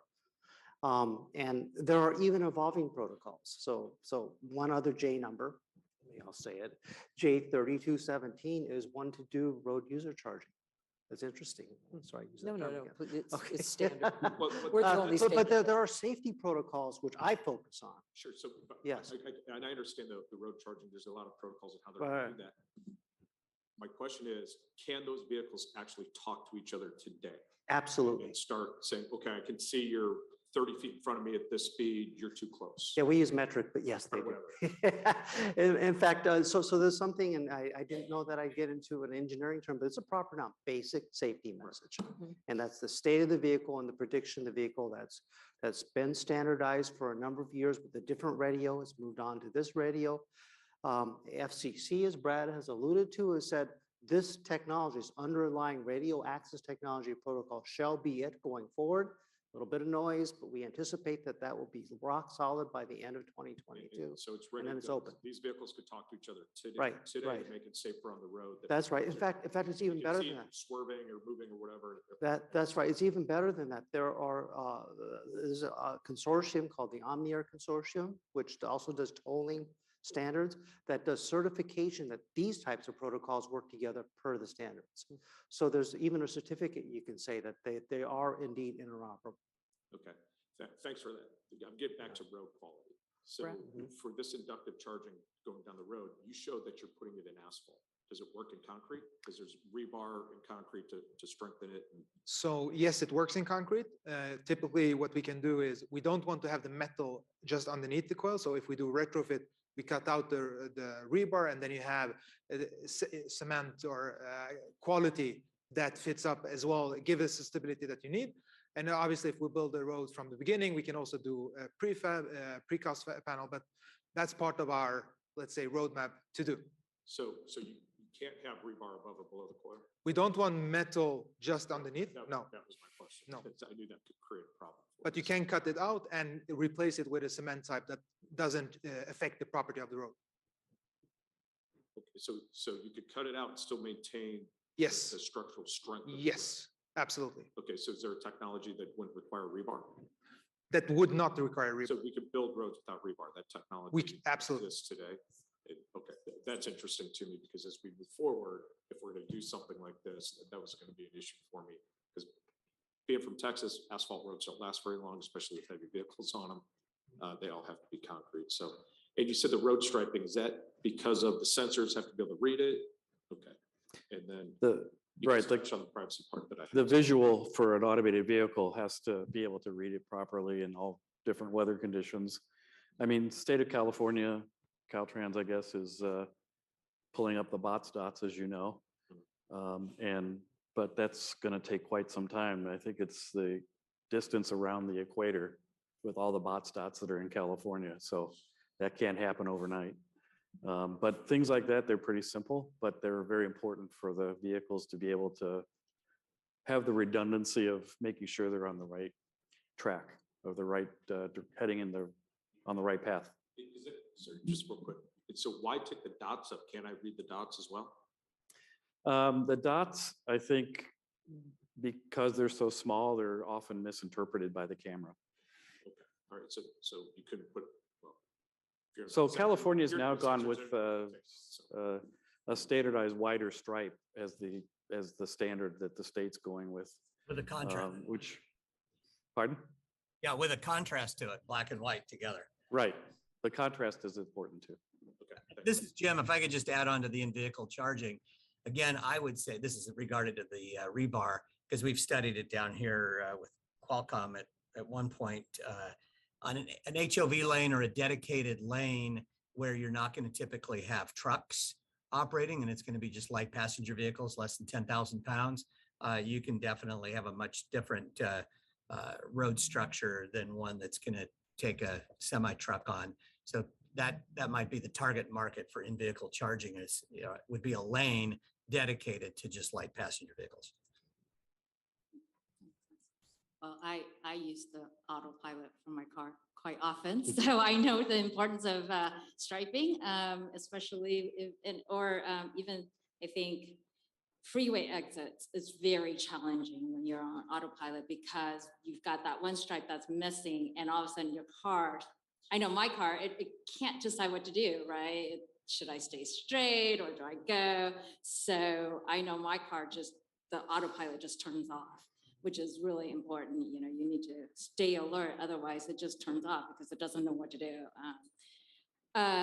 Director Chamberlain, the owner of our toll roads. You're now known as the owner of the toll roads. Appreciate it. My question is for Stefan. is there a minimum length for inductive charging to be, to have a good business model there? Is there a minimum that you'd be looking for, or we should look for?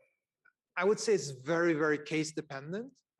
So there's not in Sweden now, we have like on a highway scenario, we have typically a higher electrification degree than in an urban case. Because if you have buses, they drive typically slower. So you might have 25% of coverage. In a higher, in a highway, we typically have a bit more. I would say around the trucks or vehicles, if it's passenger vehicles, a couple of hundreds. But then again, it depends on the road length, right? And the investment you're making. So we would be happy to let's say, investigate what the good use case would be here. I've done studies on the I-710, which is also together with CalSTART in 2014. And there is a truck use case. It's not, commuters. And you don't need a lot of infrastructure on that side to make it a profitable business case. Okay, so what I'm hearing is, it depends. It depends on the use case. Yeah. And then I'm assuming not every car is ready for inductive charging and has the hardware to use it. So Correct. how do we work through that challenge? You can put it in the road, but users still have to buy hardware to be able to charge inductive. Correct. So we, for example, with Volkswagen, we're working with them. We work with Stellantis as well now, Iveco. So what we do typically is that we license we give them for free the receiver pads. So if you want to, buy a Audi, for example, let's say as an example in the future, you can buy it prepared for inductive charging.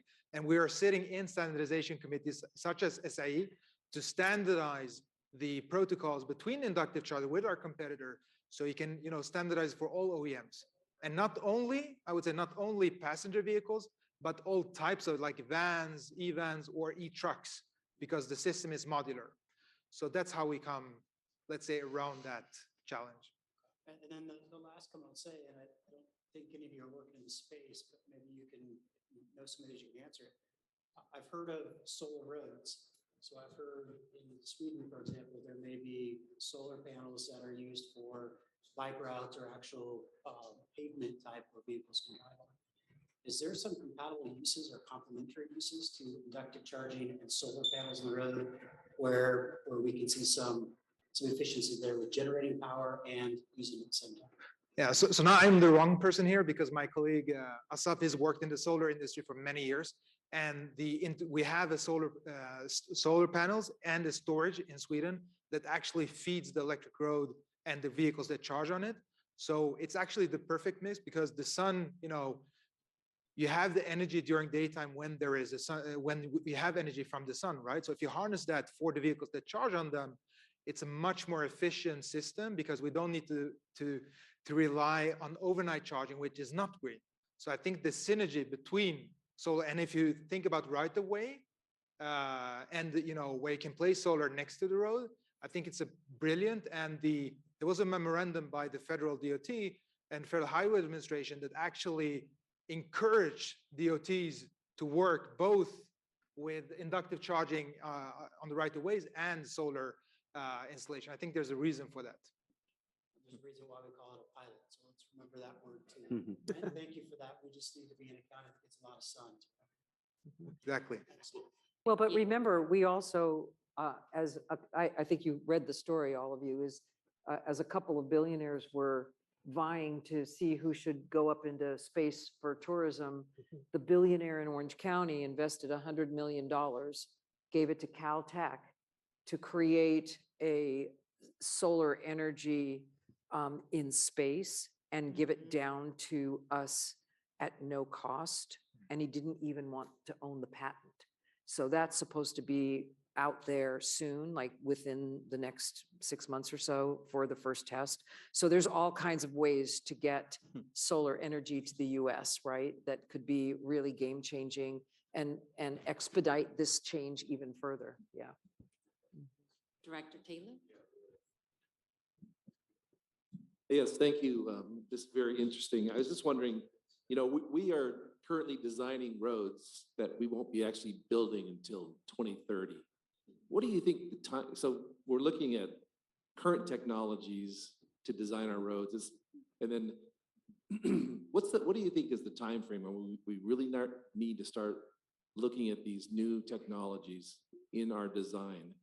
Is it right now? Is it 5 years from now? Or what are your thoughts on that? When does this, because it takes so long to get one of these projects going, do we design it and now it's outdated by the time, it's kind of like the space shuttle, you know, it was outdated by the time they flew it.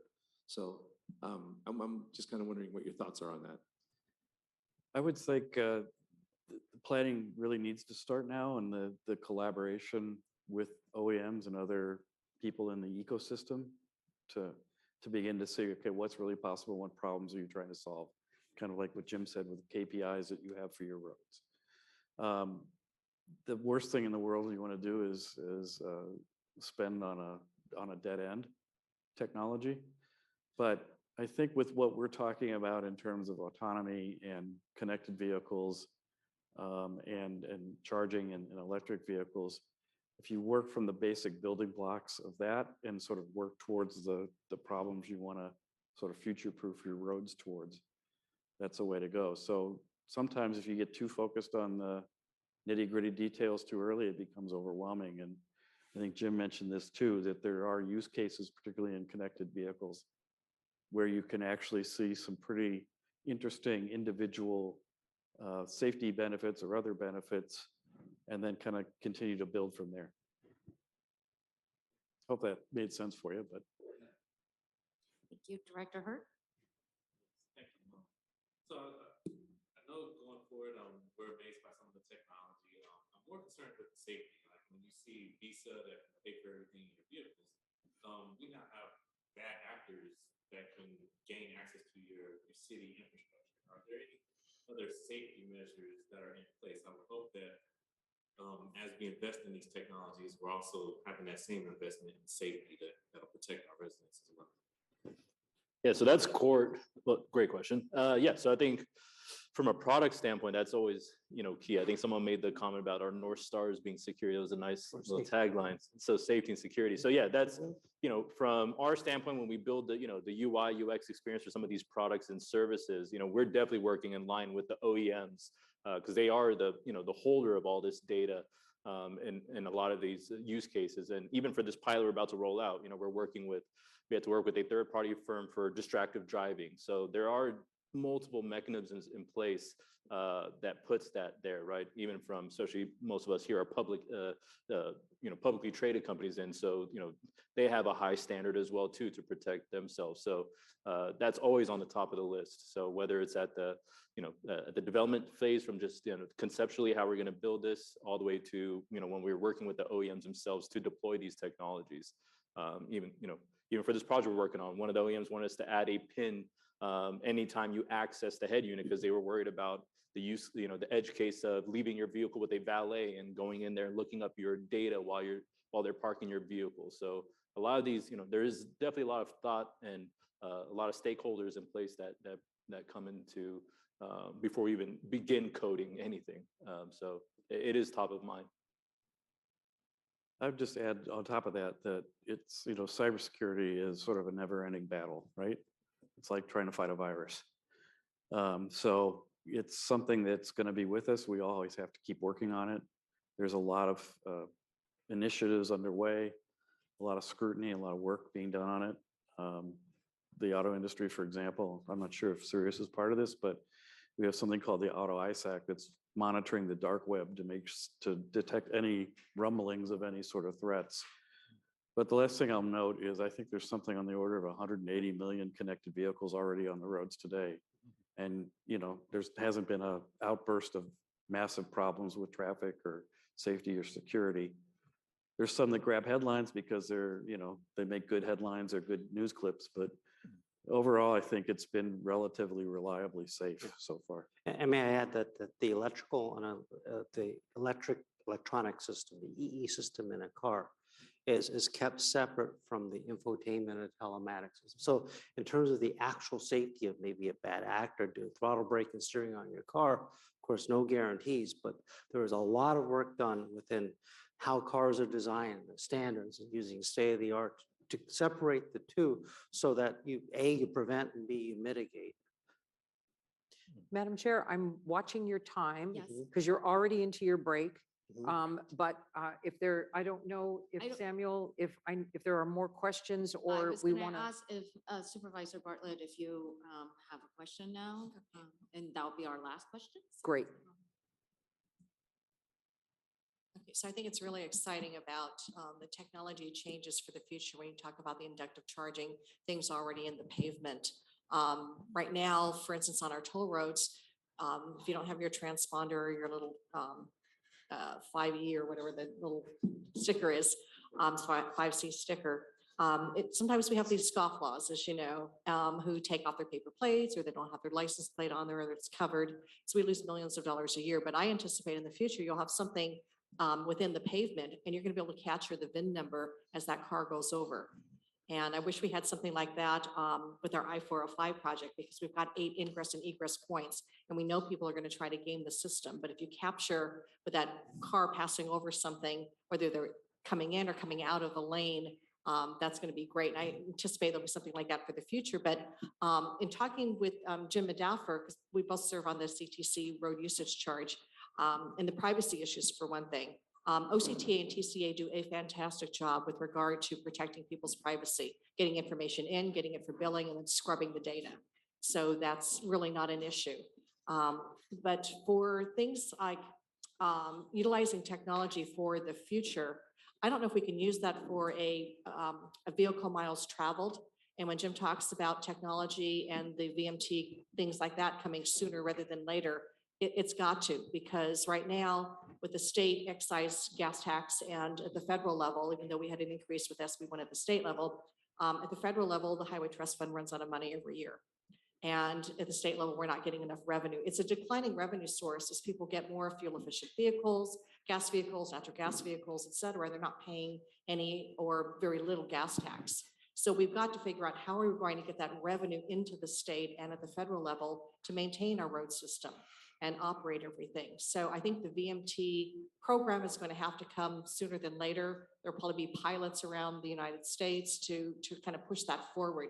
We did have that pilot program in California with 5,000 vehicles and it worked out really well, but we've got to expand on it. But I think we need something that is foolproof because we had a program where you've got to capture the vehicles traveled. And if you've got telematics in the vehicle and everything is technology based, that's great. It can capture information, it can send it over, bill your credit card or your debit your account. But if you've got an old Chrysler and you don't have that technology in your vehicle, we literally had people with a notepad and a pencil and they had to write down their start and stop miles and then go somewhere and pay for it on a quarterly basis. That's just not going to work for the future when you've got 40 million cars in California, for instance, and then crossing state lines, for goods movement and other things. So everything's got to be technology based and we've got to figure out how to get there sooner rather than later because we've got declining revenue sources. We've got a lot of things we need to move forward on for the future. And it's going to take the cooperation of not just government and the private sector, but when you take a look at the automobile manufacturers, they're going to have to come on board, I think, to really help us with this, to make sure that all those components come together so that we can do the tracking and billing, et cetera, and they can put things in the vehicles for the future that are going to help us, whether it's for the inductive charging or for riding on a toll road or VMT, to have everything in one compact technology-based unit for the vehicles. So I think we've got some exciting things moving forward, but we've got to push things along as quickly as possible because we just don't have the funding in place from the normal revenue sources for our needs. And we know what our needs are now and certainly for the future. Well, that's, thank you, Supervisor Bartlett. I think you basically summed up why the reason why we are here. Exactly. With these panelists who are here to provide us with their insight. So Lucy, I'm going to Thank give you, you Madam an Chair. opportunity to wrap up for us. Absolutely. Well, I think you all, I hope you were excited as I was to be in the room with these amazing, innovative companies and thinkers. And the future is now. And the challenge, as you see, is plan now. And you have the flexibility, you have the gift of being the unique toll road agencies that you are to set the standard as you already have for the state of California. So I send you off with great information, great contacts, And I am honored to have moderated this panel and Thank you. learned as much as well. So could we just give these gentlemen a round of applause? Thank you.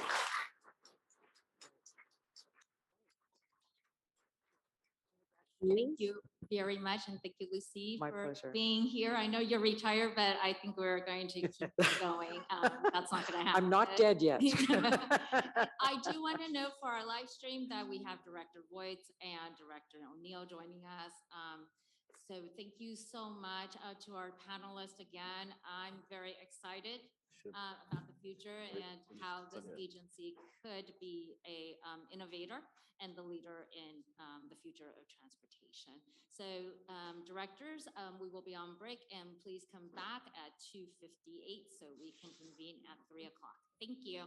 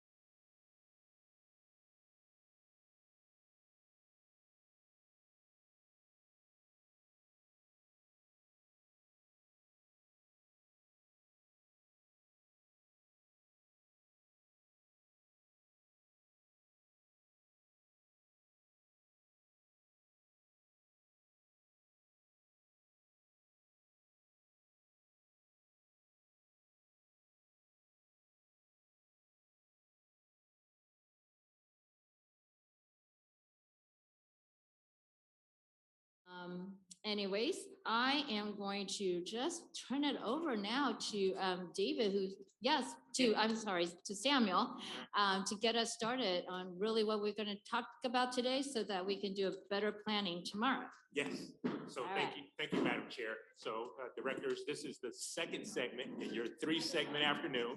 So in this, Yeah. is it not working? Nope.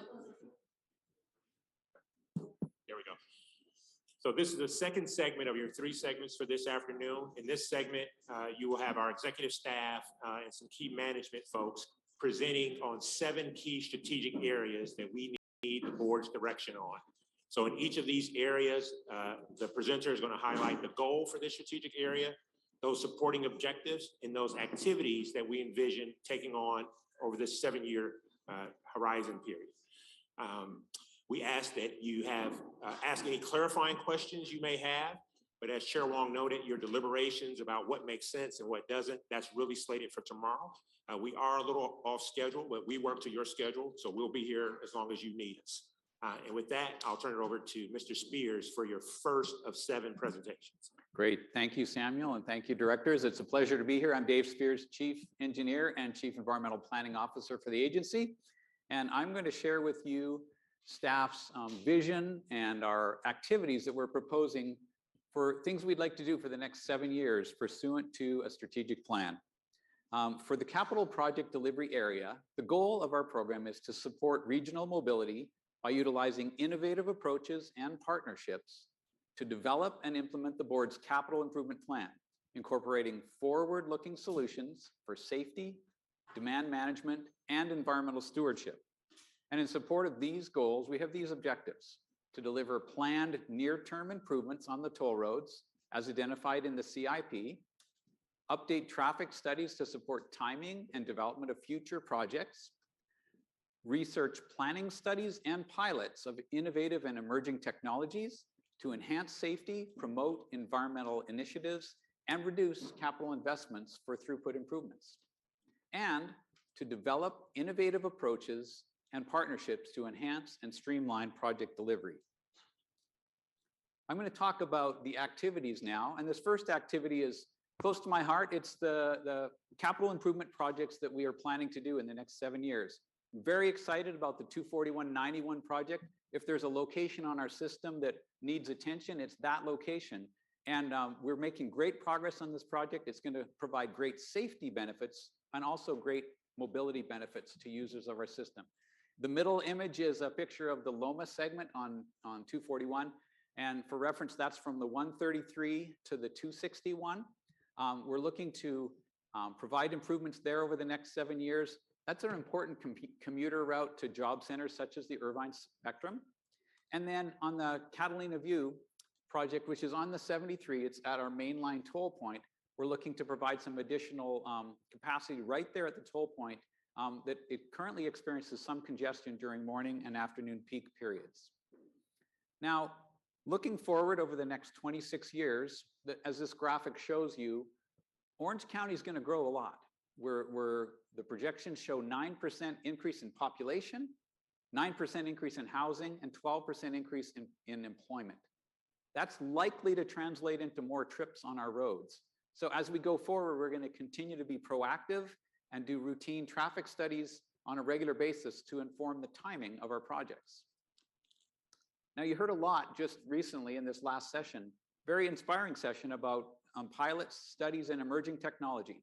So we want to look at developing work plans in collaboration with Caltrans, academic institutions, and private industry to evaluate and pilot advanced technologies and service models that would be beneficial to the TCA, to our riders and to our facilities and to our riders. And I'm going to talk a little bit about what that would look like. Before I get into it, a couple people have already referred to this. This image on the screen, you see an iPhone, which was introduced in 2007. You see some Teslas, and you also see a cassette tape. And my point with this slide was to remind us all that change is happening and will happen whether or not we plan for it. I think it's important for us, and you've heard this in detail over the last hour or two, that we should plan so that we as an agency are well positioned to take advantage of the changes that are coming. Now, driverless technology, you just heard a lot about that as well. The image on the lower left side of the screen is the Waymo vehicle. Waymo went into service in Phoenix in 2018 and are providing driverless service. The Waymo truck is in the bottom right, Waymo Via. And then the two images in the top right of your screen is the Port of Long Beach. This is a fully automated container terminal. You'll note that the trucks on the upper right side have no cabs and no drivers. And this is a highly efficient container terminal.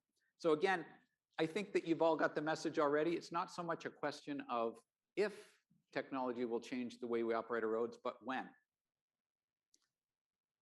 Oops, I went too far. So a potential pilot program is associated with what Electreon has presented to you at this past session. This idea of being able to charge vehicles while they drive over coils in the road. And what I've talked with Stefan and Asaf about is the same question that was raised by, I think, Director Bartlett or actually Director Minigar. Where does it make sense on our system to test the pilot? And that's part of the answers, the questions that would come in a program like this. Now, a program like this is a very data-driven opportunity. And I think that we are a perfect fit for that type of opportunity because we're a data-driven organization. After 25 years of managing the roads, we've learned a lot about how the toll roads operate, and we've got some very sophisticated systems in place. So an inductive road charging pilot, it might look something like this. You see on the right side all those different players.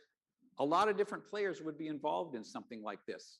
And in a very technology-driven pilot like this, I could see TCA's role as a facilitator and playing support.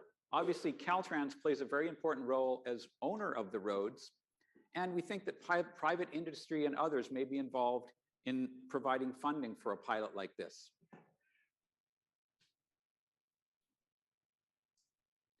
And just to close that point, though, I think that the message you got from this last session is not necessarily this pilot, but perhaps this pilot, but we want to be very forward thinking for opportunities because these changes are coming faster than we think.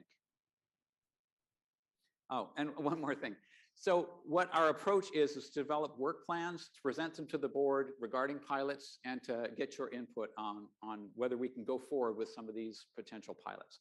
Next, I'll talk about toll plaza reuse opportunities. When we went from cashless to all electronic tolling, we created a whole lot of space that's no longer being used for tolling at the toll plazas. And so that creates some opportunities. Those toll plazas have direct high-speed access to and from the main line. There may be an opportunity for charging or layover stations for autonomous vehicles. There may also be an opportunity for kiosk-style services, picking up dry cleaning, dropping off things like that, coffee. And Director Reynolds and I were even having a conversation earlier today about an idea she has for potential creating a soccer pitch on one of those available spaces. So we're really looking forward to getting some feedback about your ideas, but there's a great opportunity there. Also going forward, we want to look at continuing to be innovative regarding how we deliver our projects. There's a new model or newer model out there called Construction Management General Contractor, CMGC. And one of the advantages of this model is it allows us to reduce change order risk and reduce schedule risk. Los Angeles Metro is currently using this model to deliver some of their projects. And as you heard earlier today, we were very innovative at the start of our agency in using design build delivery model, where the agencies hired a contractor and a designer as a team. They worked together, overlapped some activities, and were able to deliver the projects faster and at a more efficient cost. So the CMGC model is very similar. We would hire a contractor under one contract and a designer under a separate contract, but the two of them collaborate during the design phase. Then once the design is completed, that contractor is allowed to price the work. If it's an acceptable price, we issue a construction contract. If it's too high of a price or we're not satisfied, we can still bid the job to other contractors. Again, it's an innovative way of looking at delivering work, and we want to continue to be forward-thinking and innovative. Another opportunity is to look for ways to enhance project delivery. Having worked closely with Caltrans from the inception of our agency, we have a very strong relationship with our partner Caltrans, and yet getting through environmental planning phase, design phase, and construction phase, there's a lot of moving parts and a lot of complexity. So Ryan and I have talked about this, and Samuel, about what are some opportunities we have to streamline this. Well, one of the things that we've done is looked at the model that SANDAG has down in San Diego, the San Diego Associated Governments. They've enjoyed a special relationship with that Caltrans district over the years, and we're looking at their model and looking for what are some of the elements of what they do that we could possibly bring here to Orange County, ways to possibly streamline what we do and deliver projects quicker. Here's a summary of the engineering activities I've highlighted. First of all, we want to deliver over the next 7 years these 3 capital improvement projects. Secondly, we want to conduct traffic studies to assess the timing and need for our projects. Third, we want to develop work plans regarding research and pilots. Fourth, evaluate potential reuses for our toll plazas. Fifth, consider innovative contracting models. And finally, engage with Caltrans to look for ways to streamline the way we deliver our projects. And with that, I'm happy to answer any questions you may have. Directors, do we have any questions? Nope. No questions. Oh, yes, Director Chamberlain.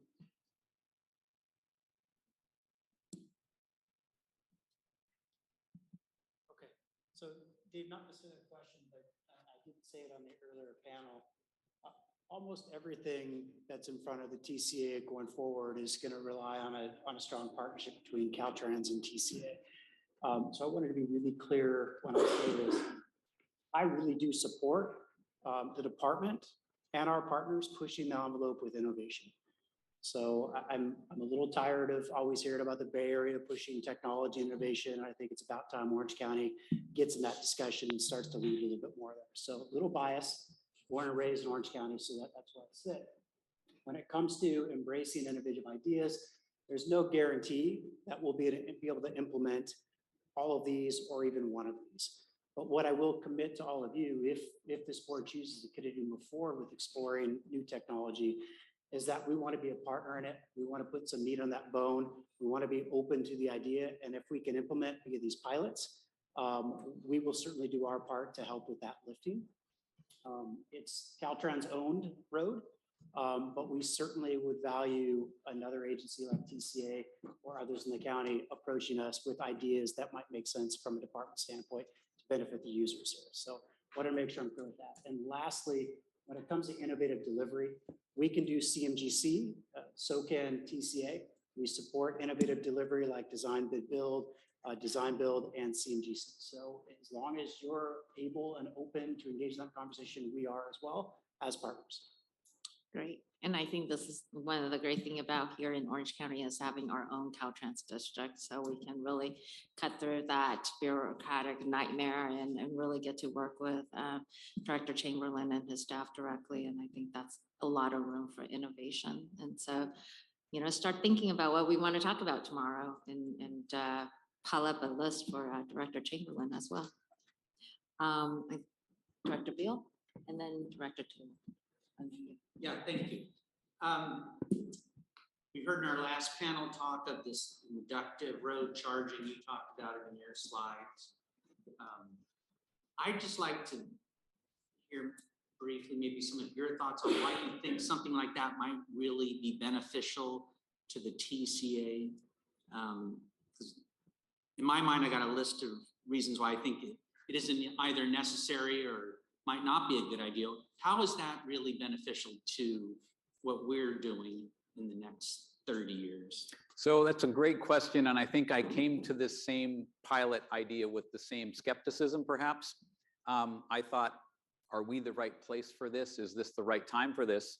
And having thought about it a little bit and talked with some of the gentlemen from Electrion, a couple of things occur. One is that if we can provide additional value to our users, we can attract more users.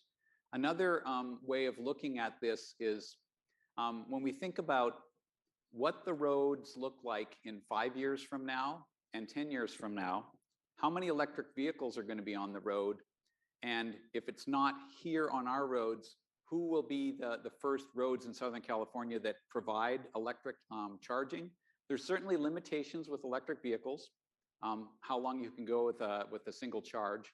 And so the concept makes sense. What Stefan and I have talked about is the pilot would look at what's the right user case. For example, when we're building our 24191 project, we're going to be building some new lanes, some new pavement in the median. The least expensive way to do a pilot is to marry it with a project that you're already building, so that before you put that last layer of asphalt, you could lay down the coils. And so there's potential, but there's a bit of research and work to do with them to figure out where's the right place to do this. And basically, Electrion's put a new headquarters here in Southern California. They look at Southern California as a great place to incubate what they want to do. And so it doesn't necessarily have to happen on our roads, but it's going to happen somewhere here in Southern California. And I like that idea of thinking about, there's a whole lot more Teslas on the road today than there was 5 years ago or 10 years ago. And so there's we see what's happening. And so I'm very curious myself about understanding how quickly are these changes coming? And then this kinds of questions you're asking, Director Beal, how would it work for us? And does it make sense for us? That's what the pilot is for. In fact, we would want to do a sort of a pre-study to decide, does it make sense? Is there a use case here? As far as pushback, it seems to me our roads are already expensive for our users. To the extent we're going to start installing inductive road charging in the TCA roads, what we're going to really be doing is increasing the cost that's going to be paid. It's going to be subsidized by those driving gas cars today for the benefit of those that may in the future drive electric vehicles. Those electric vehicles can already charge at their own home. And so, I just don't fully grasp the real benefit to TCA in the next few decades. No, and those are very valid questions you're asking. So I think that that's part of what we want to get at by even kind of coming up with a use case analysis. So, and I don't know if you have something more to add, Samuel, but. Yeah, definitely great questions, Director Beal. So as Dave mentioned the ability for us to attract more users to our road, that's an important part of our core business. I haven't validated this or asked staff to research it, but I've been told by our automotive group here that Orange County is actually the capital of electric vehicle sales. As you saw highlighted earlier, Electrion or Audi had it on the screen. So California as a whole accounts for 12% of electric vehicle sales. And my understanding is Orange County is a part of that. So we have a lot of users here with electric vehicles. And if this model helps attract more of them to our roads, that's fine. In terms of your business question, TCA and staff, we're not proposing that we are paying for any of that, right? We would be a facilitator. We'd very much be looking to a P3 model, a public-private partnership, with a company like Electrion who sees the revenue and the benefit, and they're willing to make the capital investment. I would not recommend that TCA try and become a utility provider, right? We don't want to be responsible for delivering electricity to anybody's vehicle. But that access and that convenience is always appealing. I'm a big believer that customers are willing to pay for convenience. So if they're paying a little more to get their vehicles charged while they're on the road than plugged in at home, there's a time-saving element there, right? Which has a lot of value. Right now, I don't know, what's the fastest vehicle charge that happens? I think it's more than 20 minutes, right? I can charge from 60 miles to 220 at a supercharger in 1 hour. An hour or less. Or right, so. but an hour. 200 miles. An hour has that's a lot of time when you think about someone's day. So I think that convenience selling point is there. But I think some of the other questions you have in terms of, does it still make sense for TCA? That's what doing the research and pilot is about. We look at it, if it doesn't make sense, maybe it doesn't. The other selling point I think about is alignment with where the state is now. California is a very environmentally focused state. Electric vehicles are a big part of what we're trying to do with reducing greenhouse gases. So we still have this challenge. Electric vehicles are great, but they're dependent on lithium, right? A limited natural resource. So auto manufacturers are trying to figure out how to make bigger batteries that hold a longer charge to overcome range anxiety. Well, companies like Electreon are saying, well, why put an additional strain on this limited natural resource? Let's figure out how to just keep the vehicle charged more often to overcome that range anxiety and maximize that limited natural resource. So I think there's some selling points, but we're only talking about doing a lot of studies. None of what you're going to hear on this innovation side is TCA talking about committing to implementation. But we do think it's valuable for our agencies to consider and learn more about. Thank you. Director Taylor? Yeah, could you just clarify the, after hearing Director Chamberlain, I'm not really clear on how the structure works when TCA completes the roadways, we turn it over to Caltrans, right? And then Caltrans owns it. And then what happens when a major project comes along, like we want to widen the road? Is it then Caltrans's responsibility, or does TCA do it at that point, adding extra lanes, things like that? I'm not really clear how that works. Yeah, so that model is no different than it is our relationship with OCTA when they're funding projects using Measure M2 dollars or STIP dollars.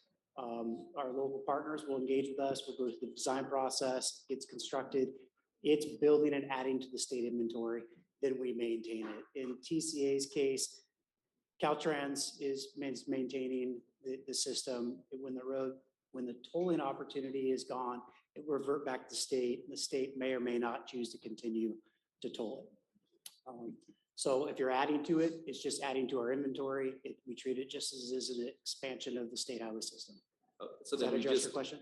so then we just, obviously we have to get approval through you to do the additions or whatever, the design and so forth. Correct. But that costs and would be a CIP project for TCA. Is that correct?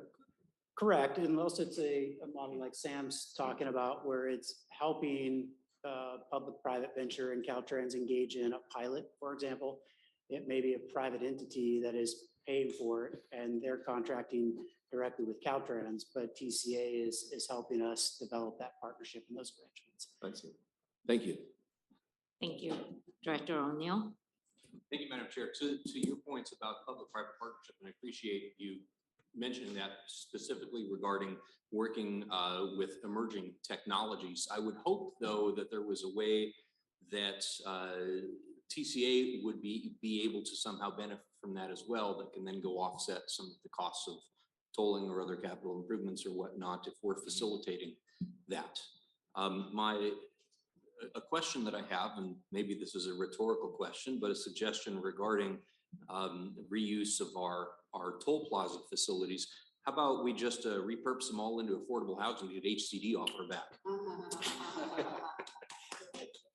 I love your idea. Thank you, Madam Chair. Yes, let's bring it up next month. That's gag. Right, Director Reynolds. Oh, I'm sorry, do you want No, to? I neglected to mention something earlier, Director. So at the start of this session, you all got a folder placed at your desktop. Within that folder are the 7 one-pagers we've created for the 7 areas we're going to be discussing. So on those documents, you will see the goals, objectives, and the activities. And in other words, if we don't get through all of them, you have to read them tonight so you can participate tomorrow. Director Reynolds. Three questions now. One, I really appreciate the really question from John. I get excited about innovation and technology. It's important to what I'm publishing here. In the last panel, we talked a bit about KPIs. I don't know what KPIs are for TCA, so I'd love to. What our key performance measures are? That's a good question. It's not something that I've had. You know, I know when we're doing a new improvement project, we look very carefully at accident data. It's something that gets baked into the project approval process. We certainly have to stay on top of our environmental mitigation programs. That's within our purview. And obviously, Amy's shop does a lot of meticulous detailing around our financial commitments. But I don't know that I have a list of KPIs. Go ahead, Samuel. So for us, Director, we look first to what's important to our customers, right? They're paying a fee for use of our facilities. So it's about free flow travel. So the key thing for us is, I think we use 65 miles per hour. That's what we want to really, for lack of a better term, guarantee to our customers. So as we have increased demand and usage of our facilities, right, you've got two tools you can use to achieve that KPI. You can raise tolls and control demand, or you can do projects like you've already approved for Catalina View, right? So we can do some improvements on our road, keep that throughput, keep our customers happy. So in my opinion, that's our number one KPI. I'm sorry, that's our number two KPI behind safety. Safety is absolutely critical. But I wouldn't say we have, well, our measure, and I'm surprised it didn't come up on the panel, you'll hear this term used a lot in these discussions, especially when it comes to connecting autonomous vehicles. And that's zero fatalities, right? That's what everyone is shooting for. Today in the US, we still average about 40,000 deaths per year from traffic accidents. That's something a lot of people feel, the experts you heard earlier, state DOTs, academics, and the folks studying all this stuff, that this technology will help save lives. So that is our number one focus, and then traffic performance to make sure our customers are happy. So it sounds like we don't have to take it right now.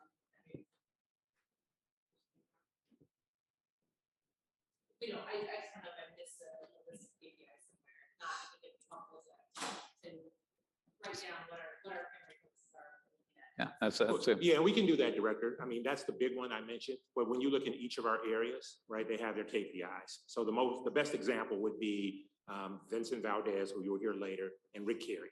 So when it comes to how we make sure we collect our revenue and satisfy our customers, we definitely have a slew of KPIs. A lot of those are reviewed with the Joint Toll Ops Committee. So we do have those, they're written down there, and a lot of them are embedded in our contracts. Questions related to, I guess now, our number one KPI to safety. I didn't see anything in your list sort of specifically about safety. So I was curious, if we'll have zero fatalities, sort of where are we in terms of collisions, injuries, fatalities on our free-flowing roads, and also looking at where our roads intersect through on-ramps and off-ramps, where there might actually be potential collisions or if there's any, curious if there's any discussion about that on the engineering side. And then if you could touch on this sort of question of congestion and alternative strategies for addressing congestion, given some of the technology for whether the mega millions of dollars investment in road. Yeah, so two great questions, and I may have Ryan chime in on the safety question as well, but I will say this, that when we develop the preliminary design and the final design, an important part of those designs is looking at every inch of the roadway and where we interface with a local intersection, the pedestrian usage and bicycle usage. There's a heavy emphasis placed on doing everything to full standard and considering safety. And even after we build the job, there's a field walk, a safety review, and they come up with a punch list of more things. Oh, add some signs here, add some guardrail there. So it's definitely a high value that's baked right into the design and construction process. And then your second question was about congestion, and is this changes in technology going to make it so we don't have to build more pavement? And I think that's in the long run, that's true. And I will say that this next 7 years and these projects that we've identified, they're addressing known problems, and perhaps you would say building out aspects of the roads that we planned for a long, long time. That median to median connector, the 24191, is going to provide tremendous connectivity, but it's also going to eliminate a whole bunch of weaving on the 91 where people come on with the general purpose connector, weave across 2 lanes of traffic or 6 lanes of traffic. So that's something that makes sense to do regardless of what this new technology comes along. But the new technology will certainly influence the needs over time. And you'll note when I made my presentation about 12% employment growth here, what I said was this may cause more trips on our roads, but we don't know what the future looks like. Is there going to be more people working from home? We don't know those things, but we want to stay on top of it. That's why we like to do traffic updates every year or two so that we can plan for the near term, but also be thinking for the long term. And just to add to that, Director Reynolds, we can do a better job calling it out, but safety is embedded. You know, we didn't capture everything from your fact sheets onto the slides so that they're clean. When we talk about those opportunities to enhance safety, you saw a lot of that on the panel. So when we're talking about doing our research and pilots, we want to see if those new technologies, if they really make a difference and help saving lives. The stuff we're hearing is that they do. So we want to study those and look at those and see how we can apply those to our facilities at intersections or otherwise. You heard from a panel, from the Audi panelist, Brad, when he talked about the stuff they're doing in the cars, but an added safety benefit on top of cars talking to cars is cars talking to the roadside. They had a good example there that I'm sure Ryan is watching closely, work zone safety, right? So not everyone does the best job they can in paying attention to when Caltrans has their people out there on the road. So if there's some device or something we can do to send a message to a car that says, hey, you're entering a work zone, make sure you're thinking about others, making sure they can get home to their families, we think we should be studying that type of stuff. I was gonna, if I may.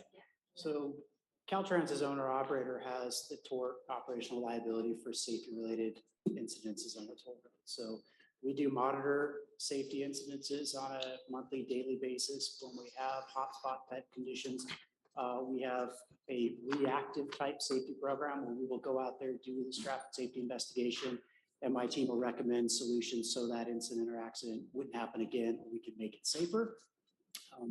We're starting to lean into more being proactive in our safety analysis. So looking at uncomfortable hotspots, say like a bike coalition, or we notice that there's a pedestrian, highly used pedestrian trail or bikeway where there's a lot of near misses, but no fatalities. That's an uncomfortable situation. We think we could benefit by making it safer. So we're looking at using road cameras to see if we can identify those hotspots or reach out to the community to do so. So we're flipping to be more proactive as we go forward. Where Caltrans and TCA have worked very good together is on the project delivery side of the house. Oso Bridge is a very good example of that, where we had a lot of pedestrians with the Tesoro High School there and having to cross intersections and cars coming where it's potential T-bone incidences. Oso Bridge has made that location much, much safer. And so TCA should be talking about that as an enhancement to safety, as I do too with my team. The V2I, V2V type stuff, a good example would be when you're heading up 241, trying to make the connection to the 91, and there's a queue on Friday afternoon, and you have to slam on your brakes because you can see cars in front of you. With technology, V2B, V2I, V2 everything, if cars could speak to cars, or we could send a message to the in-road and in-vehicle audio systems to say, slow cars ahead, like Google does, we can avoid rear-end collisions and prevent fatalities. That's how we can work better together on the toll roads. Yeah, so while we're trying to figure out what our objectives are, I would probably recommend that we put debt repayment very, very high on that list as well, considering that I'm looking back at our budget that we adopted 5 months ago, and of our expenditures, our total expenditures for San Joaquin are 132 million, and of that 111 million of that is debt service. And then the following year, we're anticipating 139 million in expenditures, and 114 million of that goes toward debt service. So if you're looking at it from a priority standpoint, I would say by and large and far away, our primary has been to pay down the debt. So to Director Beal's point, as we're looking at pilot programs and as we're looking at efforts to figure out what to do as our agency, not as Caltrans, but as our agency, the question is, what would actually cause us to increase revenue in order to pay down debt if it's not safety related? So that's when I'm looking at engineering activities, that's what I'll be looking at in particular, is trying to figure out where is the ROI in order for us to be able to pay down the debt and eventually disband the agency. Thanks. Understood. Thanks. Thank you. Any other questions? Did I miss anybody? Okay, all right. Environment programs. All right, I have the second presentation here as well. So I'm going to talk to you about our environmental program. And it's kind of an exciting thing for us to talk about because we have a lot to be proud of as an agency, as you heard from Rob Thornton earlier today. So our goal for the environmental program is to continue to advance the agency's legacy of environmental stewardship and innovative leadership to protect and support Orange County's natural environment for future generations. And we have these objectives to support TCA's land management program incorporating environmentally friendly approaches, and to evaluate opportunities to implement or support relevant, beneficial conservation programs or activities utilizing TCA's Habitat Conservation Fund. Now, the next couple slides, I'm going to talk a little bit about our legacy and also about the activities we're proposing for the coming 7-year strategic plan. This slide provides a visual reminder of the species that benefit from our environmental program. The species on this slide are all present at our Upper Chiquita mitigation site, which is an 1,100-acre site down right near the Oso Bridge project, and a great example of our legacy creating such a big set aside and really benefiting the environment. You're also familiar with our other lands management programs. I'll mention briefly that in the 1980s, when we established some mitigation banks, that was some of the first in the state to do that.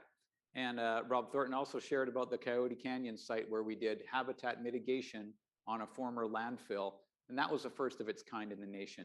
You're also very familiar with our grazing program and its effectiveness in doing weed abatement. Now, the photos from this site are at our Saddle Club property in Trabuco Canyon. The beautiful image on the left side is a mature oak tree, and this site actually has a number of this oak woodlands habitat, which is one of the primary mitigation reasons that we purchased the site a few years ago. In the lower right, you see some of the existing facilities out there that were horse and equestrian oriented. Upper right, you see a picture of some oranges, and we actually have a citrus grove on the site. So this site provides us with some great opportunities. When we developed the site improvement plan, which has not yet been implemented, but we're planning to implement over the next couple of years, we went to the community, talked to them, got their input, and what came out of that input was we really have a vision to preserve some of the historic nature of this site. So we're going to retain one of the large sheds, a water tank, some of the hitching posts for the horses, and then we're going to add a trail. There's an opportunity here for this urban farm type component with the citrus farm, and also the community is interested in having a community garden. So this is a really unique way of looking at a mitigation site that allows us to provide the mitigation value, but also to provide some other uses. Going forward, we have an opportunity as an agency with our Habitat Conservation Fund to utilize that fund for further meaningful mitigation opportunities, which would be associated with mitigation needs for future CIP projects. In the past, we've done a lot of educational activities that I wanted to highlight, and we'd like to reestablish this. We've done educational tours with Orange County school children coming out to our sites in the spring, and we're looking to reestablish that. A few years ago, we did a program called Fossils in Your Backyard, and when we built the roads, we recovered literally hundreds of fossils of mammoths, sharks, whales, and dinosaurs. And so that Fossils in the Backyard program was a hands-on way of contributing back to the community and engaging with them. We also did a program along the Bonita Creek wetlands called Bonita Creek Virtual Classroom. And again, it was an interactive website that gave us some visibility with local schools.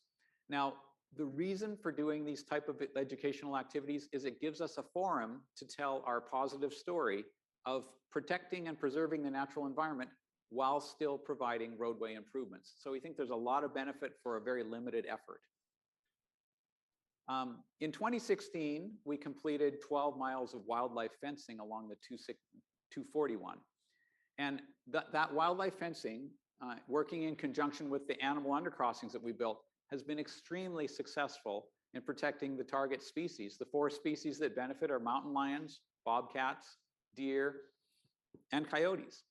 And going forward, we're looking at doing, I was going to mention as well that we've received both national and international recognition because of that fence and a number of awards. So it's very positive, positive information for the agency. But going forward, we're looking at doing some additional fencing. when we construct the Loma segment widening on 241 from the 261 to the 133, we're looking to add some additional fence at that location. And going forward, staff will look for opportunities to provide additional beneficial environmental features where feasible on our future CIP projects. Now, we also really want to look at the big picture and what are our opportunities as an agency to conserve and improve the natural environment. We have as an agency have a great history of collaborating with others. And I'll note that TCA, we currently manage 2,000 acres of natural lands, but we were also instrumental in forming the Natural Communities Coalition, the NCC. They currently manage 39,000 acres of natural lands. And what I like to say is that a coyote, a mountain lion, or a deer doesn't know when it's going across a property line. But when there's large, continuous open spaces, it really allows for genetic diversity and those species to not only survive, but to thrive. So there's great value in us collaborating with our partners. And going forward, as I mentioned, we have our Habitat Conservation Fund. So we have some opportunities to do some meaningful conservation activities.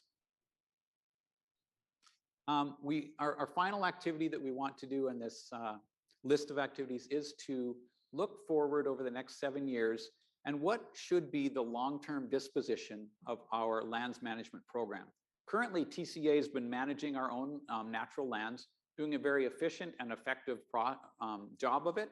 And perhaps the best solution is for us to continue doing that, but we also want to look at opportunities to possibly transfer some of those activities to set up an endowment and have someone else, perhaps the county or another entity, take over some of those duties. There's a lot of complexity to the environmental commitments that we have at different places along the roads, but we want to take a look into that process and come to you with some recommendations over the long term, what makes the most sense for the agency. So in summary, we will continue to our active management over our 2,000 acres of conservation lands. We will advance the site plan at Saddle Club for both recreational and mitigation purposes. We'll reestablish educational activities. We'll incorporate additional wildlife fencing where feasible.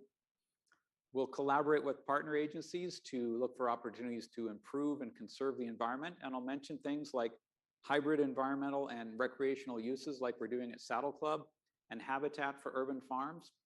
And we'll initiate some long-term planning about the long-term management of our natural lands. With that, I'm happy to answer any questions. Any questions? Yes, Director Boyd. Yeah, obviously, I'm instrumental and very much supporter of opening up the Saddle Ranch for public use for riding and hiking. But if we started integrating that into other land that we've been blessed to oversee, and has any of the other 39 or 37,000 acres, have any of them started moving in that direction? Instead of making it private property, make it public property, which was supposed to be saved for future generations, yet we're not allowing future generations to be on. Yeah, those are very good questions. I've talked with Doug Ferramenga about this quite a bit. And, you know, the commitments we've made, for example, at Upper Chiquita and various other conservation sites, those commitments are established with input from the resource agencies. And those commitments sometimes do not permit for other uses. Sometimes heavy usage by humans, human traffic, and protecting the natural species don't go hand in hand. But there's still targeted opportunities like what we have at Saddle Club. So I'll say this, that we want to be very mindful and open to having these hybrid opportunities, and where feasible, like at Saddle Club, we'll certainly incorporate that. The lands that are already established and set aside, they have a lot of conditions already in place, so it's not an easy lift to modify what those conditions would be. And last one, I think it'd be very careful to who we grant to oversee these properties for us, because many of the naturalists or those conservatories that actually come in and manage that are actually more dictatorial than even what TCA has. We have our security vehicles that are out there chasing down people on horseback and hiking up there and finding them and ticketing them at times, but just Director Voights, can I interrupt you for a second? Can you speak closer to the mic so that our participants on Zoom can hear you?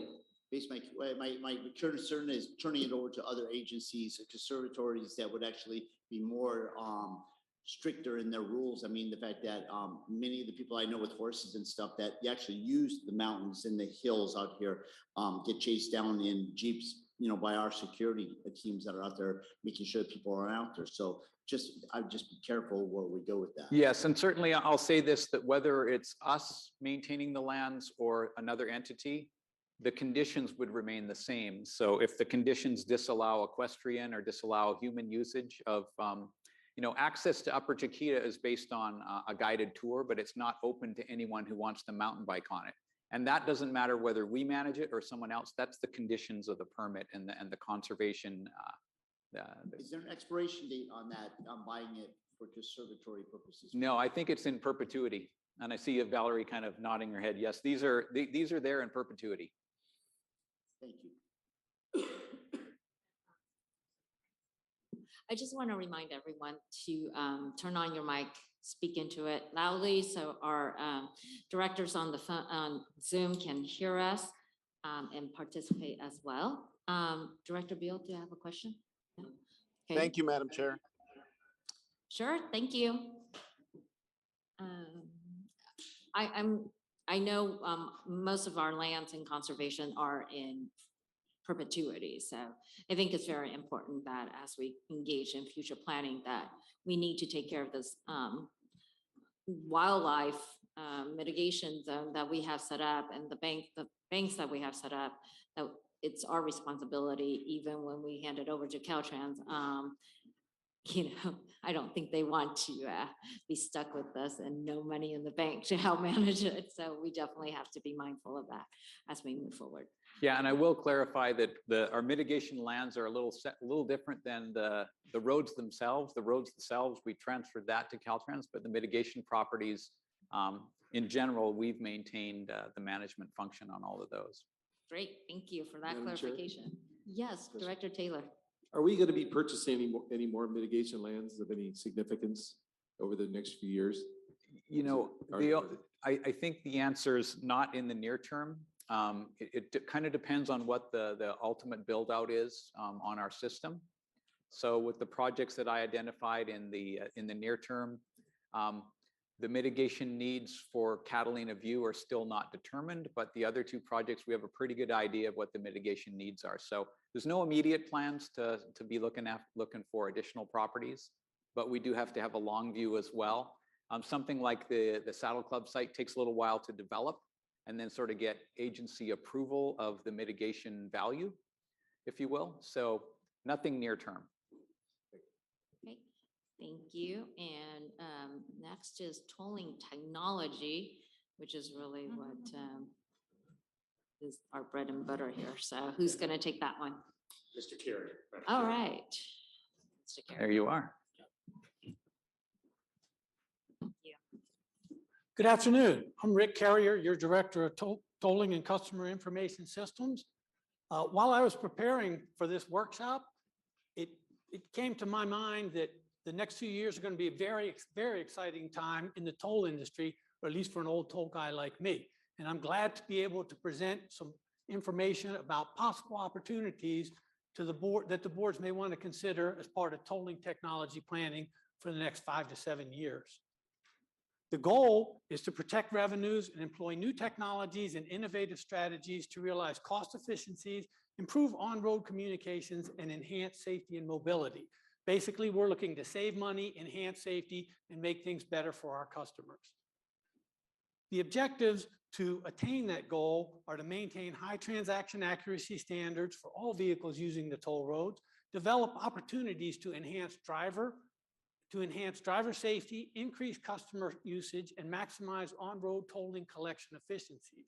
We want to take advantage of emerging technologies to achieve economies of scale and leverage advanced in-vehicle communication technologies to reduce operating costs and enhance on-road communications. I'd like to start in the lane because that's where our revenue stream starts. We have technology and equipment in each one of our 77 lanes that we use to collect critical pieces of information from each vehicle on the toll roads. Those critical pieces of information are transponder number, if there's one in the vehicle, images of the license plate if no valid transponder is detected, plaza and lane, date and time of the transaction, and in the mainline lanes, we count the axles. Our roadside system maintenance contract has a minimum requirement of 99.5% accuracy per lane for each one of those critical data points. We measure accuracy in each lane every month.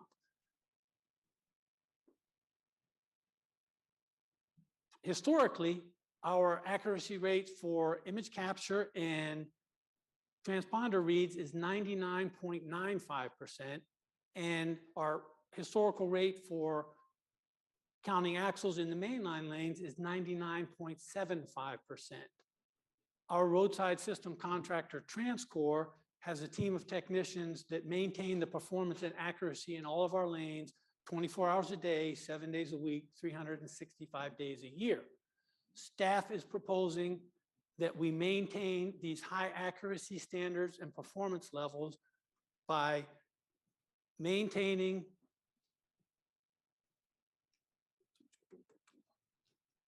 excuse me, I'm having a senior moment here.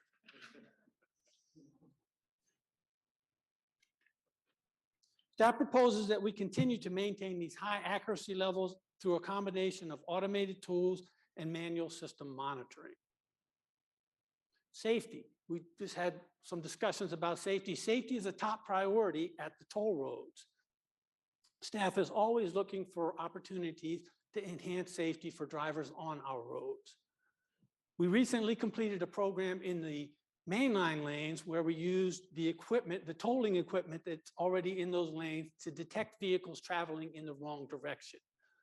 We don't have the same capability currently in the mainline lane, in the ramp lanes. So staff is proposing that we do a one-lane pilot in the ramp lanes using a low-cost radar detector that can be mounted to an existing camera pole in the ramp lane.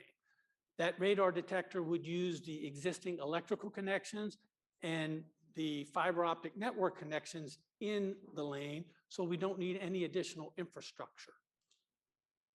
If the pilot program proves that we can successfully detect and report vehicles traveling in the wrong direction, staff in the toll ops department will partner with our colleagues in the engineering department, as well as with Caltrans and CHP, to develop deployment and alerting strategies to bring back to the boards for possible options for additional deployments in more ramp lanes.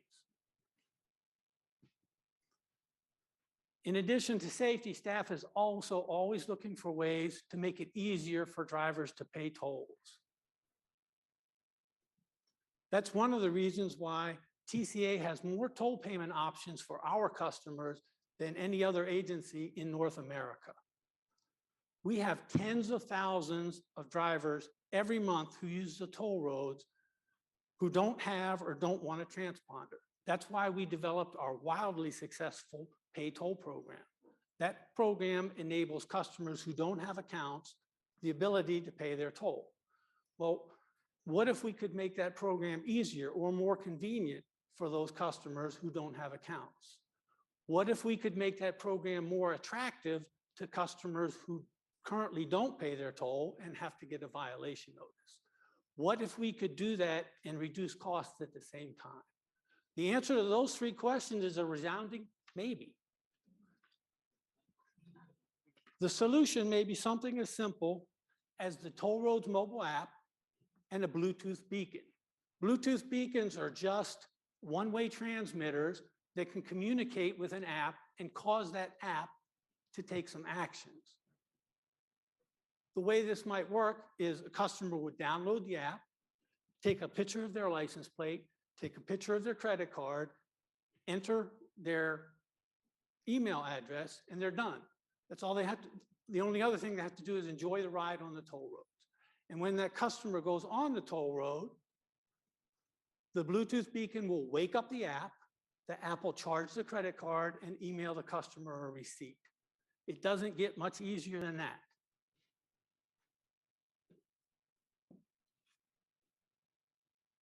A version of this technology is currently being piloted on the Illinois Tollway. They're using a beacon and a third-party mobile app.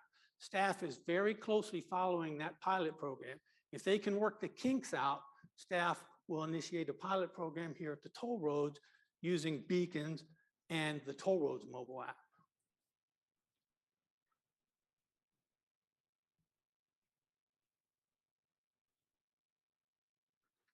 Oh, on the wrong road. Another way to save money is to reduce infrastructure and costs related with processing and storing large amounts of transaction data. Staff thinks we can leverage economies of scale by moving some of our transaction processing into the cloud. Now, moving our data into the cloud doesn't mean that it's floating around somewhere in the Ethernet. Actually, what it means is we're renting space and capabilities at a huge data center somewhere, along with thousands of other businesses who are doing the exact same thing. And that's where we can leverage the economies of scale.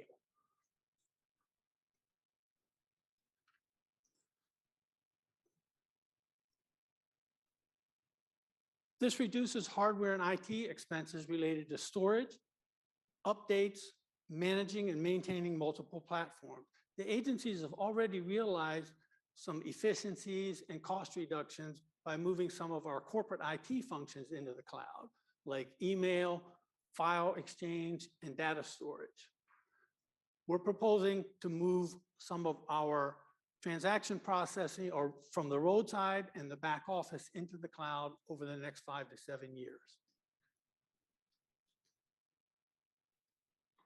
Connected vehicles. Some of the speakers at the Future of Transportation panel talked about connected vehicles. We think we can leverage that technology to better communicate with the drivers through the infotainment system in the vehicle.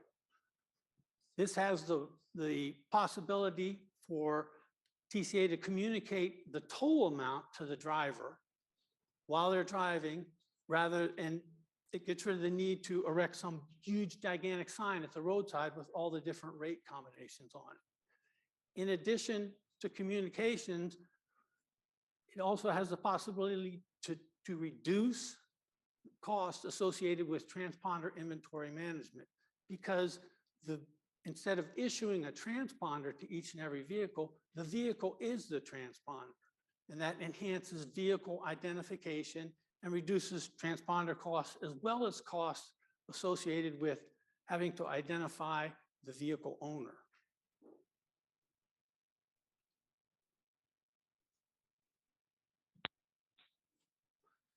This technology, as some of the panelists mentioned, already exists in some of the vehicles that we're driving today.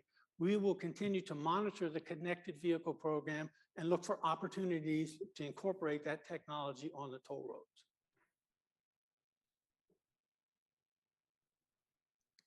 TCA is selling predictability and convenience in a commute.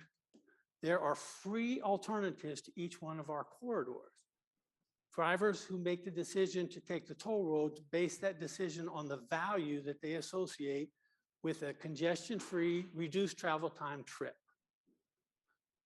The way our lanes are constructed, we capture a toll from every vehicle on the toll roads, but that toll is at a single point without consideration of how far the vehicle traveled on the toll road before it got to that point, or how far the vehicle will travel on the toll roads once it passes that point. There are improvements coming to communication and identification in the near future.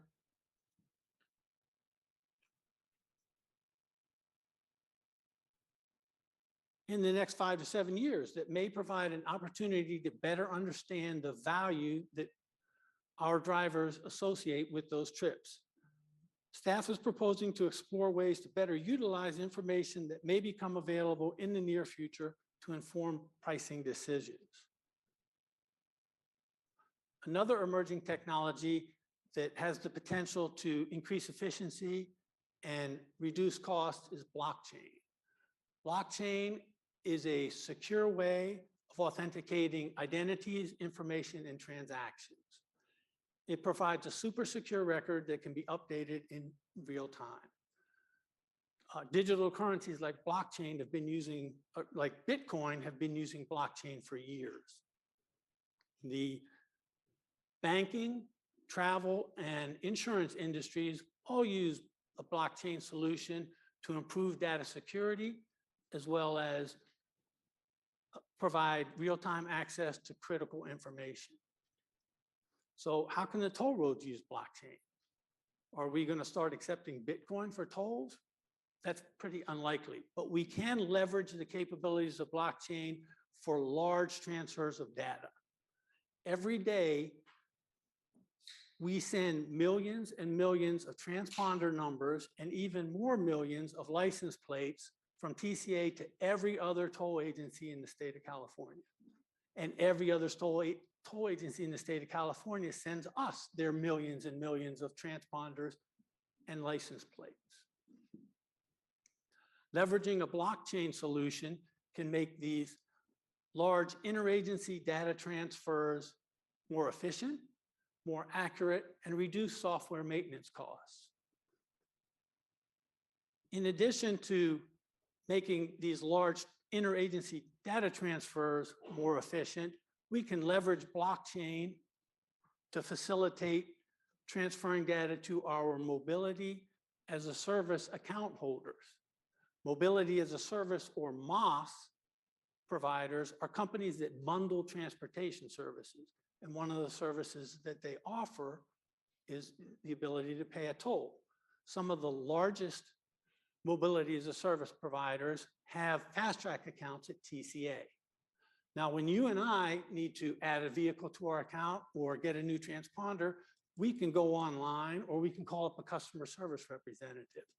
These mobility as a service account holders have between 60 to 80,000 vehicles in their accounts, and they are constantly updating license plates and transponder numbers.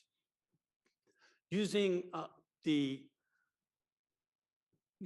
our website or calling up a customer service representative just isn't an option for them. They need alternative methods to manage the large volume of plates and transponders and transactions in their accounts. Currently, we offer a secure file transfer process to assist these large mobility as a service customers. Staff believes that in the next 5 to 7 years, opportunities will arise for TCA to join a mobility as a service blockchain in order to continue to support these MOS account holders.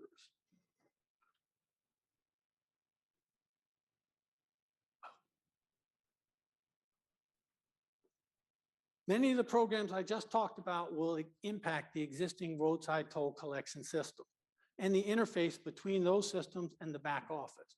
The current roadside toll collection system was put in place in 2014 when we transitioned from cash to all electronic tolling. And the interface between the roadside system and the back office is at least 20 years old.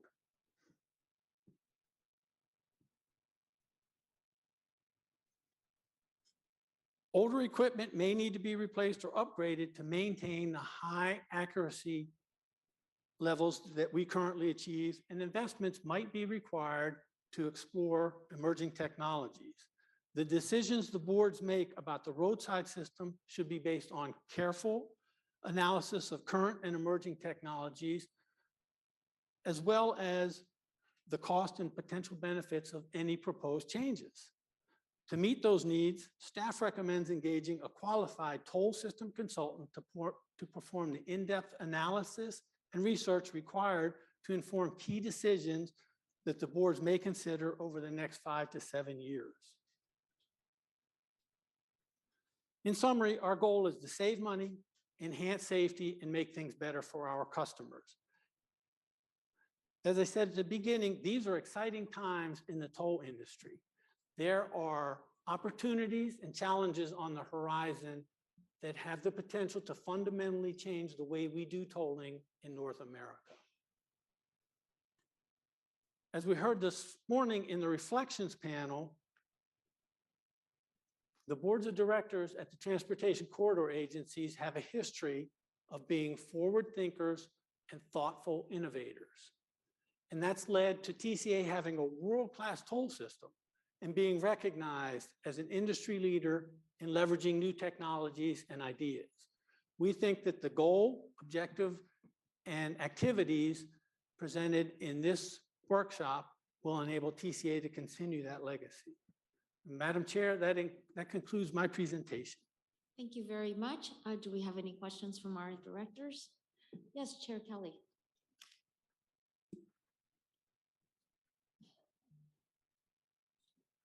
Actually, just a comment. I think it is quite impressive. First of all, what we've done with the tolling technology over the past few years. And one of the things you said, I want to make sure that everybody really heard it, and make sure I got it written down right. We have more toll paying options than any other tolling agency in North America. Yes. I mean, that's very impressive. And I think it's really a tribute to our CEO, who is our former tolling officer, and to you, that you have brought in these many different and various ways to pay the tolls, and has provided a huge cost savings and revenue, being able to capture the revenues that we were missing before. So I think that is just great. And I really enjoyed the presentation, and just kudos to you and to Mr. Johnson and to the team. Thank you. Thank you. Vice Chair O'Neill. Just a real brief question. On one of the slides that talked about alternative pricing options, this might be an Amy question. If we had alternative pricing options, do we have to go back to bondholders to talk about what those would be before we would be able to even adopt a pilot program?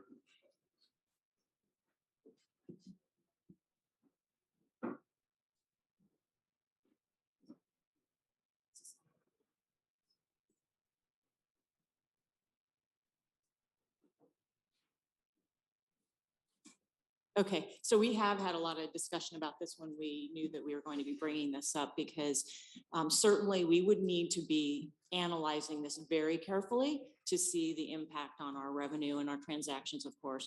And of course, our long-term traffic and revenue study that's in place. And so it wouldn't necessarily mean that we would have to go to bondholders, but we would just have to make sure that it met the financial obligations that we're forecasting. Okay, all right, thanks. Any other questions? All right, well, thank you very much. Customer service.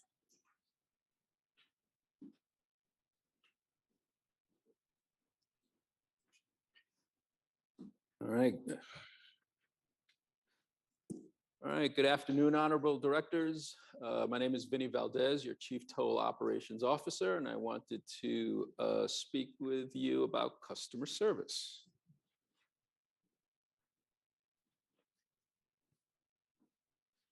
In looking ahead 5 to 7 years, our goal is to leverage new, oh, I'm sorry, let me back up a minute. I forgot to make some points here. There we go. I wanted to speak with you about customer service. So looking back, TCA has done a lot for its customers, starting by going cashless in 2014, well before the pandemic, forced other agencies, many other agencies, to remove people from their cash booths. As Rick was saying, establishing Pay Toll Now, which allows customers to make payments without necessarily having to make their toll payments, without necessarily having to have an account. We established a partnership with Pay Near Me, which provides our customers the ability to make toll payments at any number of cash payment network locations, at specific locations that are convenient for them. We also created the ability for customers to help themselves, right, and perform account management functions themselves, either through voice response technology, through website, or through the mobile app. So different options there. And then lastly, by developing customer-friendly mitigation policies that I'll talk a little bit more about in the upcoming slides. And all of that is resulting in high levels of customer service that we want to build upon. So with that, our goal in looking out 5 to 7 years is to leverage new and emerging technologies and service models to maintain those high levels of customer satisfaction, convenience, and operational efficiencies. Towards that end, we want to maintain an A rating in customer satisfaction and Net Promoter Score of 70 across all of our customer types. We want to maintain, if not reduce, our per transaction costs. We want to increase customer convenience through expanded payment options, third-party models, and national interoperability. And lastly, we want to improve revenue recovery and account resolution for unpaid tolls and penalties.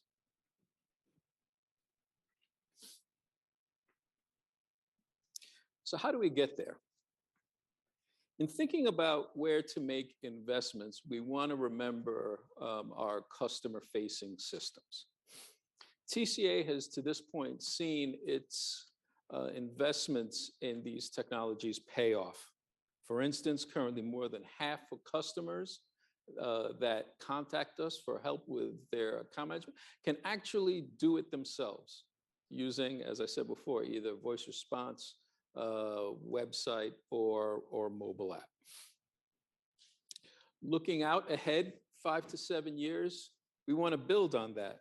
We want to make investments in upgrading our phone system and IVR technology. For instance, we'd like to explore upgrading it to a cloud architecture, right, as many other organizations are doing, to increase efficiencies, reduce our support costs, and enhance our our disaster recovery capabilities. And then we also want to introduce features that can help us work more efficiently. For instance, we want to explore making an investment in automatic dialing capability, or auto dialer, right? So that we can be more efficient in reaching out to our customers, right? This feature by itself can both increase revenue, right, by doing the dialing, increasing our ability to dial out to customers, and reduce the associated labor costs because we don't have customer service reps sitting there trying to dial out and letting the phone ring and waiting for a customer to pick up. The auto dialer does all the work. It dials out. When there's a connection, that person is connected to our representative. And then with regards to the Toll Roads website and Toll Roads app, we want to introduce new self-help capabilities so that customers can do more themselves, as I was saying before, when it is convenient for them. And then we also want to communicate with them using their preferred method of communication, which for some involves chatting with a customer service representative using their smartphone or computer.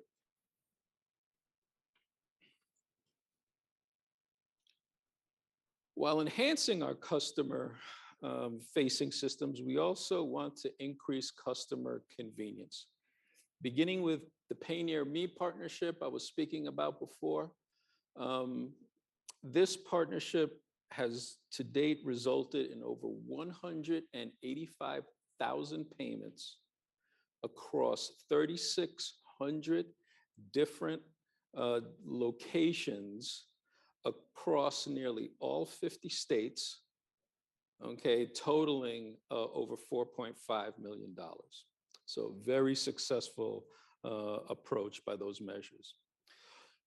We want to support, so in addition to that, we want to support additional payment options, right? We want to support well, starting with Pay Near Me, we want to work with them, right, to look for ways to expand on this successful concept, right?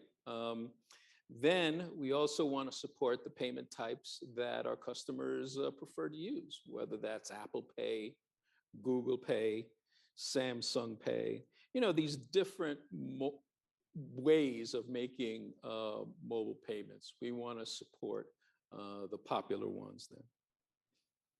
And meanwhile, we also want to continue our efforts in pursuing national interoperability so that a TCA customer can seamlessly drive through tolling facilities across the nation using their TCA account.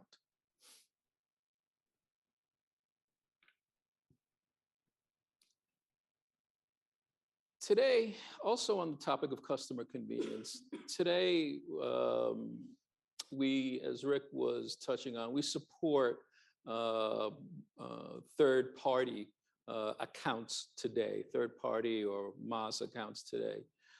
We support rental fleets, right? Think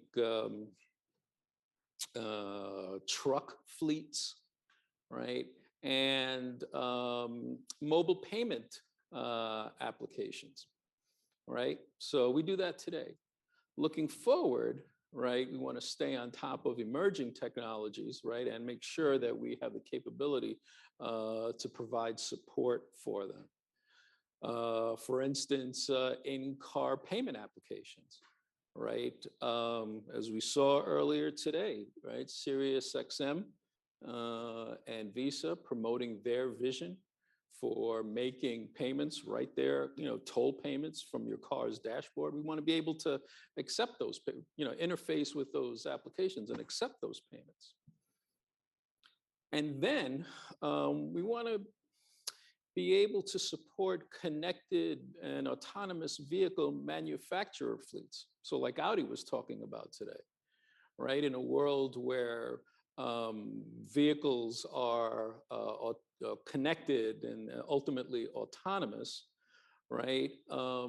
Some folks will, the manufacturers will set up their fleet accounts, right? Because they're not going to sell that many vehicles to people who would rather have mobility on demand when they want it rather than owning a car. So we want to be able to support those kind of accounts. Then we want to increase operational efficiencies. We want to identify opportunities to leverage our investments in our back office, right? So we can potentially lower our costs. For instance, we already entered into an agreement with SBCTA to that will allow us to share our back office costs. Looking ahead, we also want to explore opportunities to collaborate with other agencies, with Caltrans, with CTC on road use charging, right? We want to determine if we can lower our costs by either leveraging our back office technology to provide solutions, right, to these agencies, or conversely, leverage their investments, right, in implementing road use charging to lower our costs. And then we want to explore leveraging connected vehicle technology. So there it is again, right? Exploring leveraging connected vehicle technology. As Rick was describing, if there is a way for a vehicle to identify itself to us without the use of a transponder, right? If that's the case, there could be opportunities for us to lower, as Rick was saying, our transponder costs. And then as the technology proliferates, each connected vehicle that communicates with us that can identify itself will result in cost savings. And then lastly, we want to think about or rethink thoughts about space utilization, right? And our needs there, right? Our walking, we don't need as much space. We can rethink our earlier thoughts on space rehabilitation. Our walk-in center has been closed for 2 years, and there's no pressing need to reopen it. We also work a hybrid schedule. In particular, our contractor, Fanuel, have their a large number of their customer call center folks working remotely. So the opportunity exists, as I was saying, to increase or to rethink earlier thoughts on space reconfiguration and focus more on the needed repairs and upkeep that we need at our facilities.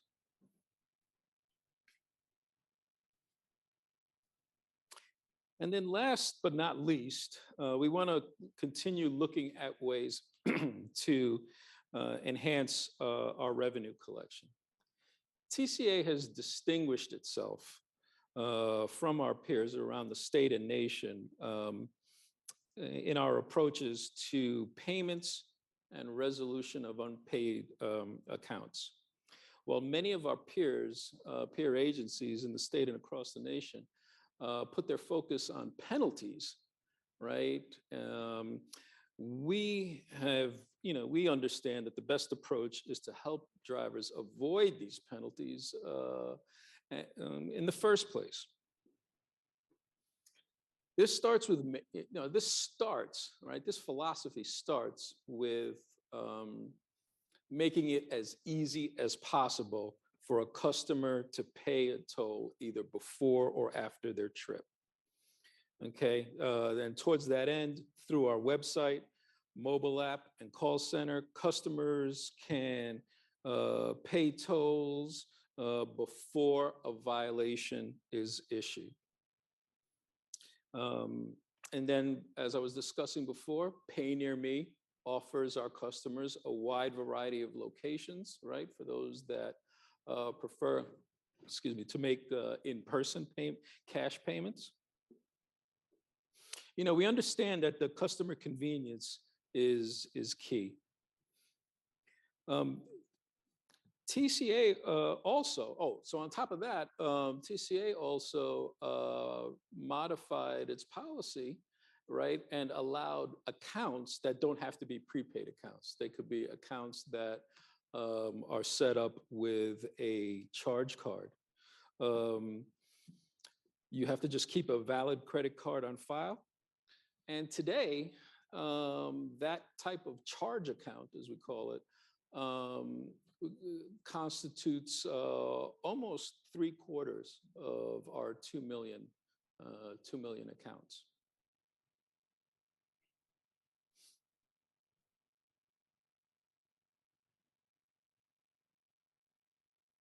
We know that despite these all of these options, some customers will still get a violation, some inadvertently, right? So the board has recognized this with your policy for first-time violators,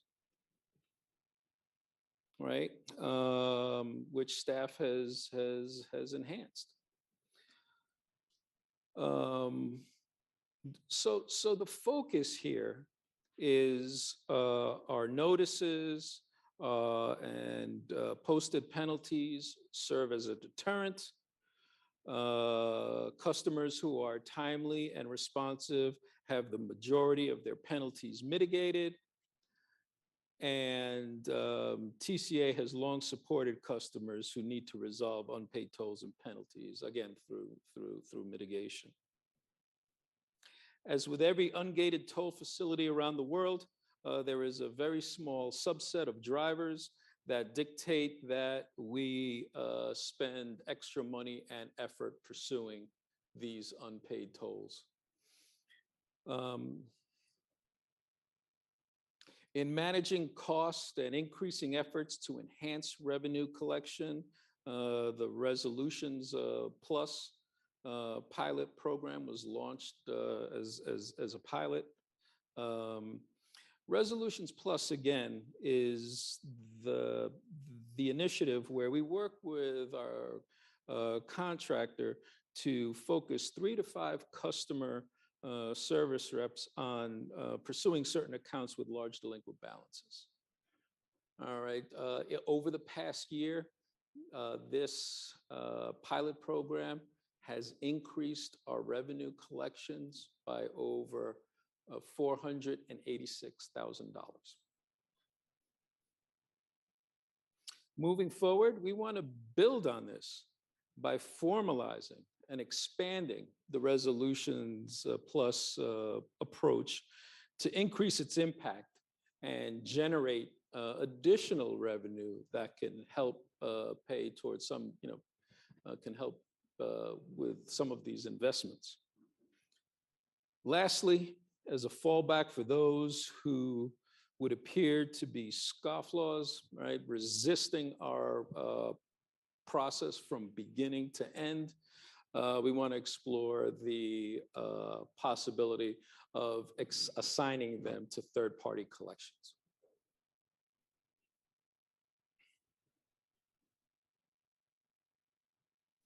Right. So all in all, a comprehensive agenda for increasing customer convenience, maintaining high customer satisfaction levels, enhancing our revenue collections and enhancing our revenue collections capabilities, and lastly, increasing our operational efficiencies. Madam Chair, that concludes my presentation. Thanks for your attention. Yes, Director O'Neill. Thanks. Something you mentioned just at the end there, exploring the possibility of third-party collections for delinquent account holders. Or delinquent travelers. What are we doing now? We do a lot, right? So it starts again with offering the multiple payment options, right? We send multiple notices, right, to as their tolls become violations, we send multiple notices.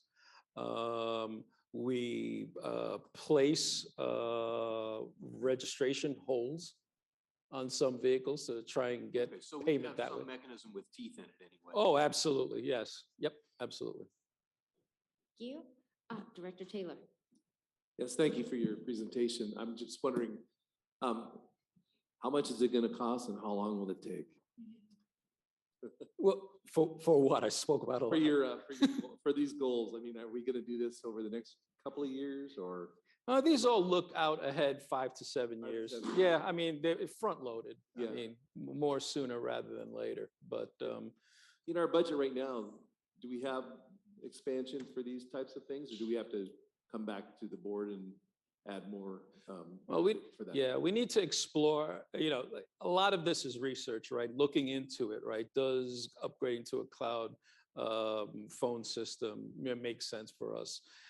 Confirm what our requirements would be based on the latest capabilities, sort of firm up our cost estimate on what we would need. And then, yes, we would potentially incorporate that into future budgets, right? But, and then hopefully also the increased revenue that would result from our increased focus on revenue recovery.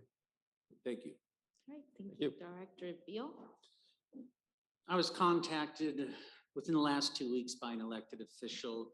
Just wanted to convey to me that person's experience. They don't live in the area. They don't drive the toll roads often, but they happen to. Didn't have an account, but made a mental note to pay it the next day. Did so, had proof of payment. And then lo and behold, I don't know, a couple weeks later, received a notice of violation. I said, that just doesn't seem possible with our systems. If you paid it, and I'm just curious, is that a situation that you can fathom could occur? If so, can that repeat itself, and what could we do to fix it? It has occurred. Well, the first point I would make is that when it does occur, our first focus is working with that customer to, make sure that there's no effect based on any thing that happened, that may have happened on our system on our side, right? So make the customer whole first. Then secondly, yes, there are certain scenarios that we're taking a look at where a customer who is not an account holder shows, proof of payment, or I'm forgetting the scenario, but basically established that they weren't responsible for the penalties, right? And somehow they got another notice again. So we're looking into that. And like I said, first, number one, working with the customer to make sure that it's mitigated, right? And then second is looking for these unique, odd scenario, not too frequent scenarios where someone gets a notice that they shouldn't get. The point the person was trying to make to me is, I got a heavy dose of, Tony, I am sure, that you would want to ensure that there isn't just a waste of resources. Think of, the time and effort of your billing people to put together a notice, to mail it to me, the cost of putting that together, and me having to take the time to respond. I just couldn't imagine that if someone is paid that it. Yeah, so Director, we all shed a little more light on that. That was definitely a greater challenge a few years ago versus what we have now. So what we've done, and this challenge normally comes, and I'm not, passing the buck, it normally comes from user error. So in the past, you would have to go to our website if you were not an account holder and you were trying to pay individual toll. You had to put in where you got on and off our road and put in your license plate. And unfortunately, a lot of us make errors when we're doing that. So what we did to enhance our system, I guess it was 2 years ago, Rick, we put in the option where we said, hey, you know what, just give us your license plate, get that right. We'll keep it on file and we'll track the transactions. And as they come in, we'll pay them. So today we provide both options still because we want to be customer friendly. My first guess would be the person you're citing, they may have picked the manual option saying, I know where I use the road. And they might have gotten one aspect of that wrong. So that can happen. It could be a timing thing. They may have picked the wrong date, right? So all those details we've tried to eliminate with the enhancements we make, but there's still always room to improve. So we'll keep working on that. We would love to get some more details if you can share or point us to that person and see if it was indeed something on our side, because we want to fix those. We don't want that to happen because you're right. A lot of cost gets incurred in processing a violation. That's why, as Mr. Carrier noted and Mr. Valdez noted, we try and do everything we can to support customers paying up front so we never have to issue a violation. Thank you. Okay, thank you. Director Reynolds? Just one quick question. Can you remind us of the approximate value of delinquent accounts? What's the size of that pot that's still dangling out there that you're trying to pursue? We can pull that for you, Director Reynolds. I don't know if we have that number handy. Things I will note for the board. So it's a very small percentage. I want to say maybe 4%. We're actually one of the lowest violation rates in the country. And that's because of all the options we provide to pay. But even that small percent with a system our size, and we carry over 300,000 people a day, over time it adds up. And I have the mindset, if you owe TCA money, you owe us money. So a lot of other agencies, they'll say, oh, after a year, they write it off. That's not our approach. We take our fiduciary responsibilities very seriously. So the number's not small, I'll be honest on that, but we can work, and Ms. Potter's team can follow up with you and let you know where the numbers currently stand. Thank you. All right, I don't see any more hands raised. Thank you very much. All right, thank you. All right, communications, Lori? Yes, good afternoon or / early evening, Madam Chairs and honorable directors. My name is Lori Olin, and I serve all of you and the agencies as Director of Internal and External Communications. So during the last year and a half, we've been focused on being proactive, sharing positive information about the agencies, and going on the offense against misinformation. So we'll continue these efforts and elevate them to be more active and also to appeal to the current generation of drivers and information consumers. So the goal of communications is to, through proactive communications tactics, highlight the positive value of the transportation corridor agencies and the toll roads, and build their reputations to promote feelings of trust and goodwill with all stakeholder groups.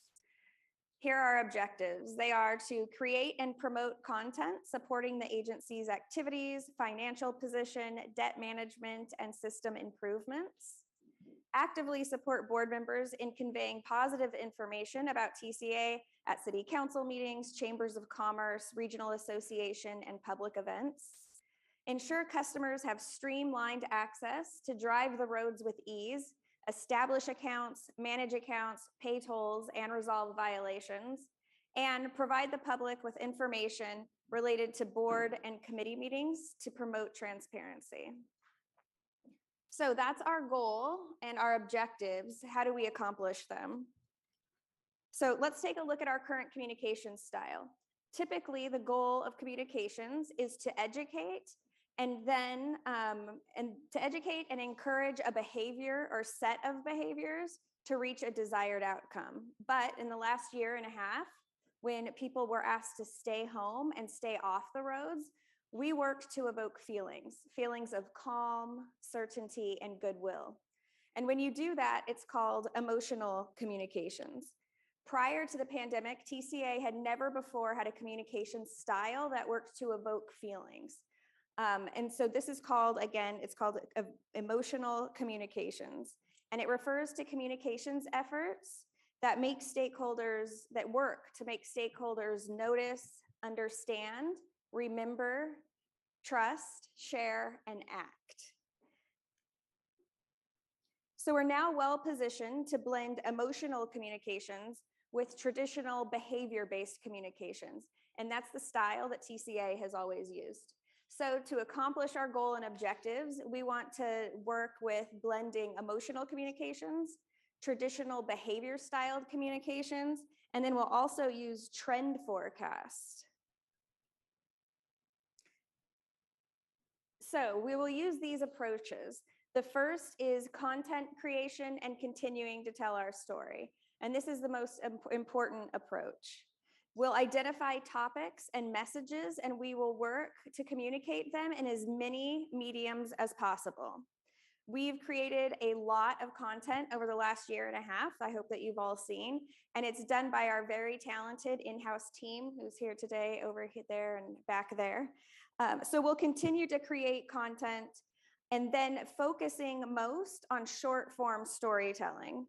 So consumers are developing shorter and shorter attention spans, which I think you've all heard about or have experience with. So attention spans are getting shorter. It's due to the amount of information that's out there and also social media sites that allow smaller videos. So we have smaller attention spans. And so we need, so successful brands are steering away from long form content, and they're really focusing their content creation on short form content. And those are things like shorter videos, slideshows, animations, illustrations, GIFs, and memes. The trend in media engagement continues to be owned and earned media. So both communications agencies and in-house departments are moving away from media that is paid for, so like marketing or advertorials, and they're moving toward owned and earned media. So that's media that can be pitched, that we create, or that we control, and they're leveraging that sort of media. And so this also helps us in managing budgets, but it does require an active and focused staff. And then finally, we'll continue to find ways to humanize the brand, and that's to help form connections and soften detractors. It's emotional and it's authentic when you associate a name, a face, and a personal story with TCA and the toll roads. It fosters trust and connections that help create loyalty and those feelings of goodwill that we've talked about before. And it also is really great in combating mis- and disinformation. Now, for some potential activities that use our communication styles and approaches to support the communications goals and objectives. So number one is a TCA rebranding and communications plan. Staff proposes that we refresh TCA's brand with a modern, forward-thinking look and feel, and then also work from a new communications plan. We'll do a full public education campaign about TCA and the toll roads. And we'll also look at the right timing to launch a fresh website that would help us accomplish our goals and objectives and use our approaches. We'll tout the board's adopted strategic plan, financial strength, debt management policy, and environmental programs. And then the projects like the 24191 Express Connector that's coming up, and then all the other projects and initiatives that you've heard from staff here today or that you will in the next two presentations. We'll also increase chair and board member participations in speaker bureaus, and we would love to have you in more of our video content as well. The rebranding and communications plan would be similar to what we did for the COVID communications plan, but on a much larger scale.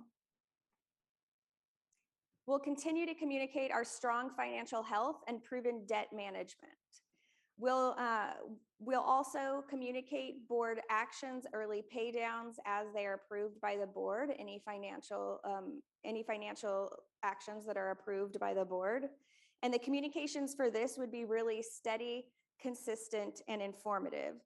And also realizing that some of the audiences for our financial news and information don't have the same financial background as other members of the audience. So we're dealing with an audience that some have a lot of financial knowledge and some have very limited. So we want to create content for all of those audience types. And in particular, we'd communicate our debt management program in a simplified manner, making it really easy to understand for the average public. And again, we'd continue the steady stream of positive financial news. For example, the communications team supported the Foothill Eastern bond refunding.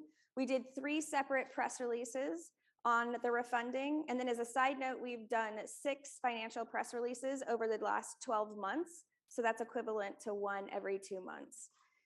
We had CFO Amy Potter was interviewed by Bloomberg and Bond Buyer.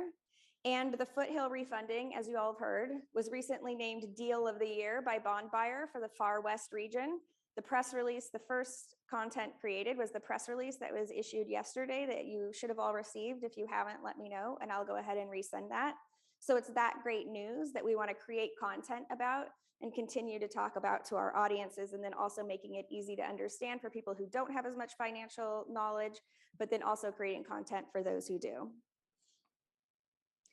Next, staff proposes an enhanced communication plan for projects and programs. Staff would capture and communicate TCA projects like never before. We'd establish the project as a character and tell its story so that the public could follow along every step of the way. We would create a weekly photograph and film library. And we would also write feature stories on all of the people who are involved in the project. And again, that goes towards humanizing the project and putting a face to the project, which is always helpful with communications. This is based on best practices from what we did for the Oso Parkway Bridge grand opening. As you all remember, in January, the Oso Parkway Bridge opened to the public. And so for doing that, we also had a photo library, a film library, which enabled us to create all of this content. We had 50 social media posts. We had a dozen media articles, including a front page story on the Orange County Register and a photo slideshow. Spectrum News did a feature segment on the grand opening and also spent an entire morning talking about the grand opening. We created videos about the project. We had Flickr albums. We had videos that featured all of you that have been viewed over 8,000 times. And I have to say that the ribbon toss video, which I hope that you also saw in the other room earlier, has the nearly 8,000 views, and it continues to be a fan and an industry favorite. People were talking about it at the IBTTA conference that we all just went to.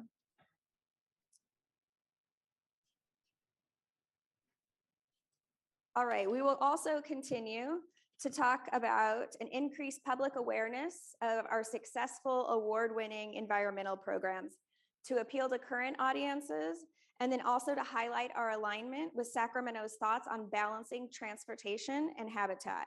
We want to continue our communications efforts and look for opportunities to enhance them. To communicate TCA's extensive environmental program, one proposed activity is to create a virtual guided tour through each one of our sites. So these would be beautifully captured, highly produced voiceover videos that tell the story of each site and the key species that are protected within that site. We did something similar for our cattle grazing, our conservation grazing pilot program out at Live Oak. And by doing that video, we also earned another front page story with the Orange County Register. KNX did a story, NBC sent a news crew out. We also had social media posts, a blog post, press releases, a Flickr album, and 3 project videos about this project in particular. And then another activity that we would support, Dave Spears mentioned earlier during his environmental presentation, would be providing communication support to a relaunch of spring tours for K through 12 students. And this is a grassroots effort to establish goodwill with the next generation of drivers and also with their families. And so we would be happy to produce content for that. And then we'll continue humanizing the agencies. We'll share the unique and engaging stories of our board members, our staff, and our drivers.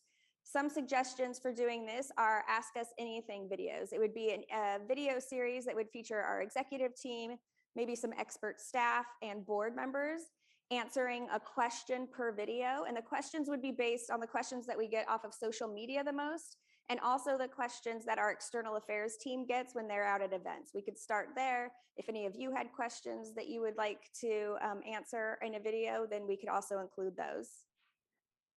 We also propose a video newsletter. So that would be produced monthly or quarterly. And in that video, the executive team or board members would talk about 3 to 5 topics for TCA. And they could be board actions, programs, initiatives, or projects that we're working on. And so we would set that up and produce those, and they would have music, GIFs, and lots of visuals for those as well. And then finally, a podcast, a quarterly or biannual production featuring board members and the executive team speaking about the agencies, tolling, transportation, and Orange County. And our external affairs team also wants to increase board member participation in presentations at events and chambers and other venues if the board thinks that this is something that would have a positive humanizing effect on the agencies. And finally, staff proposes that we create a TCA time capsule full of videos, blog posts, social media posts, and other content that captures the history of the agency and memorializes it for future generations and future boards so that the history is not lost with the passage of time.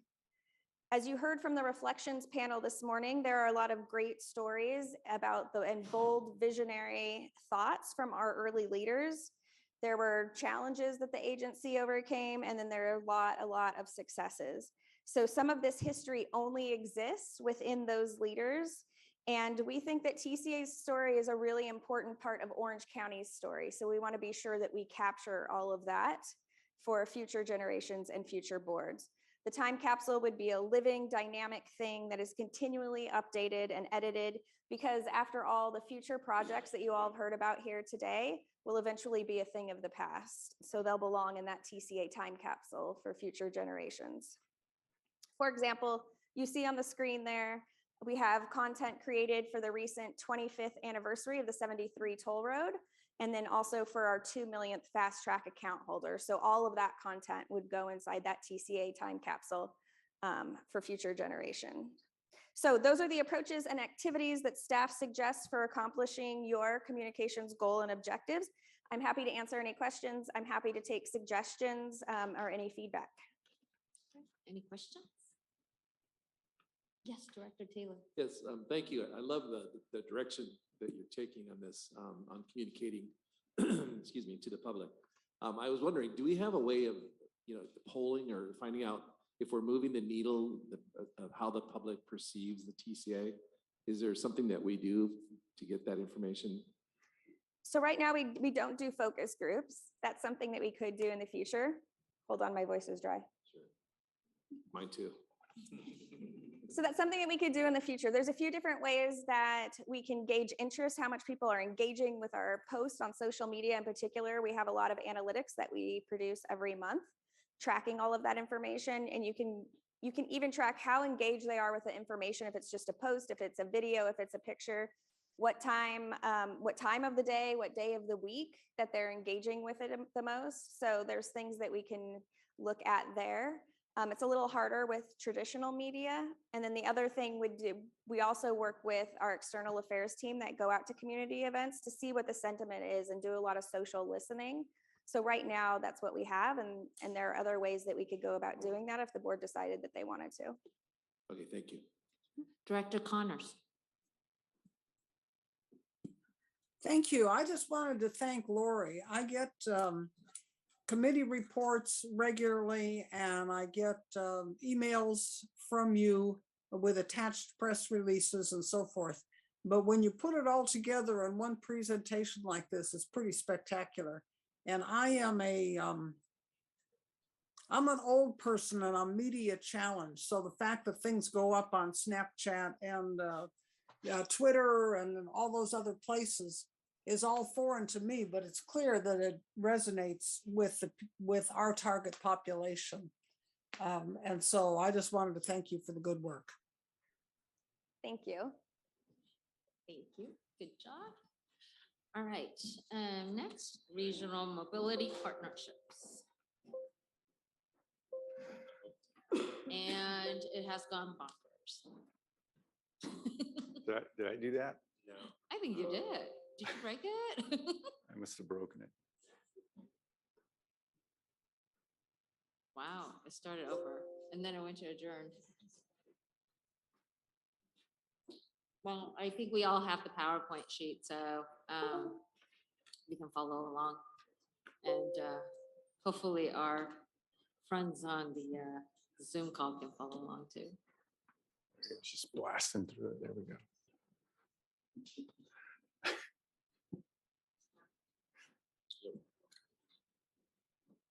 All right. Yeah. Yay, right there. Good job. Thanks. You're done. Thanks. So good evening, Chair Wong, Chair Kelly, members of the board, Mike Chesney, Chief Strategy Officer, TCA. We're gonna get this moving. I'm not the last presentation, I'm sorry, but we have to get to Amy's because that's the juiciest presentation, in my opinion, that you'll see today. Quick, you're between us and Amy, so hurry. Yeah, I'm hurrying. So regional mobility partnerships, this topic is part of the ongoing discussion that the board has been having, I'd say over the past 2 years, from when we started the visioning process, and now we're obviously going into the more 7-year strategic planning process.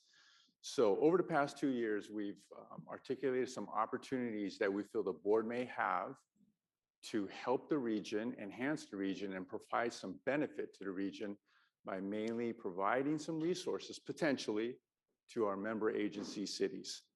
And so this is, what I'm going to show you is a kind of a careful, conservative approach to how we would do that and what we may be able to do, what the agency may be able to do. And it's just looking at options.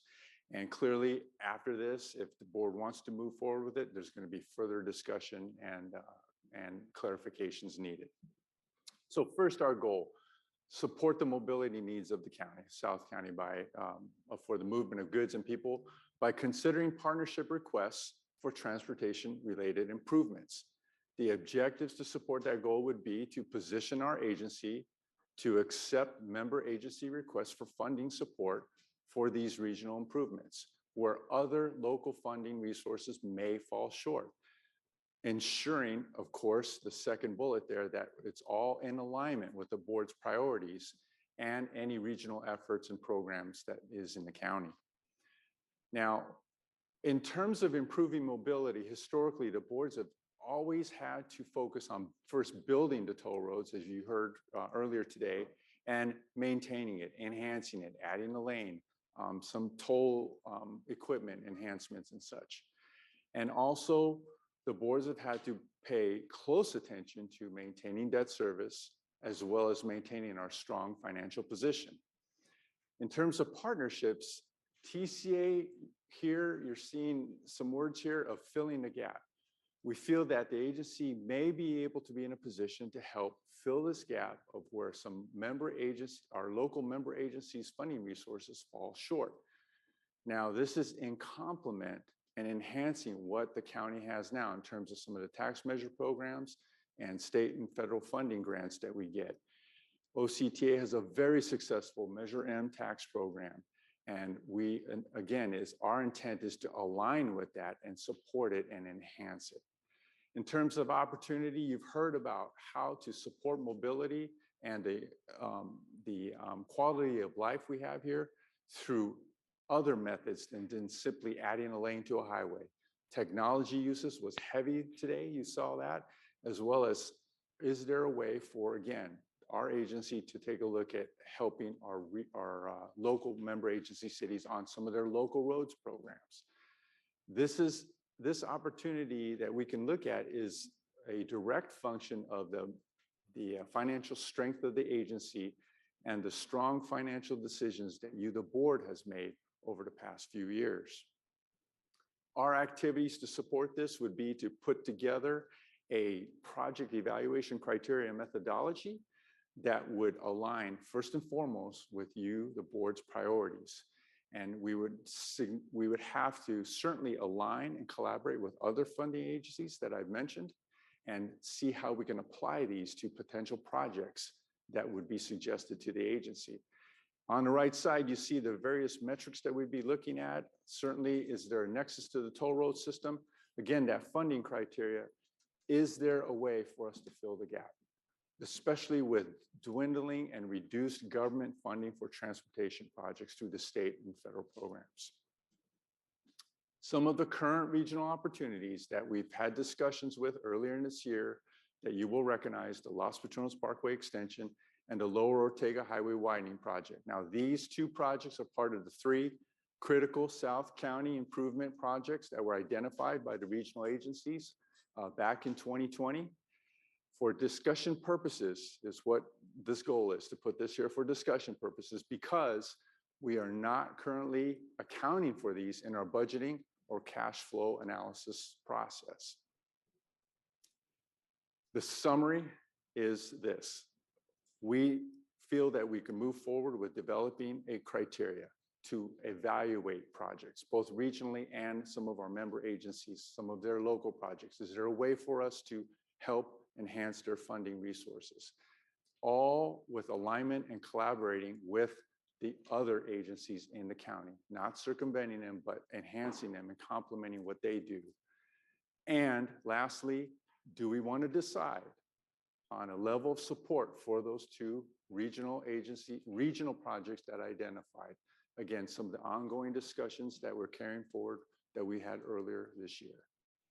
And with that, Chair Wong, Chair Kelly, I want to conclude my presentation and open up the Thank you. questions. And this is an important component. And so definitely something for all the directors to think about for tomorrow for our strategic planning. Yeah. So these are really good questions that you came up with in your summary where we to get you started on thinking. I don't see any questions. Oh, Director Reynolds, is that a question? Okay, thank you. All right, sorry. We all been waiting for Amy just to start. Sorry. I completely understand. It's okay.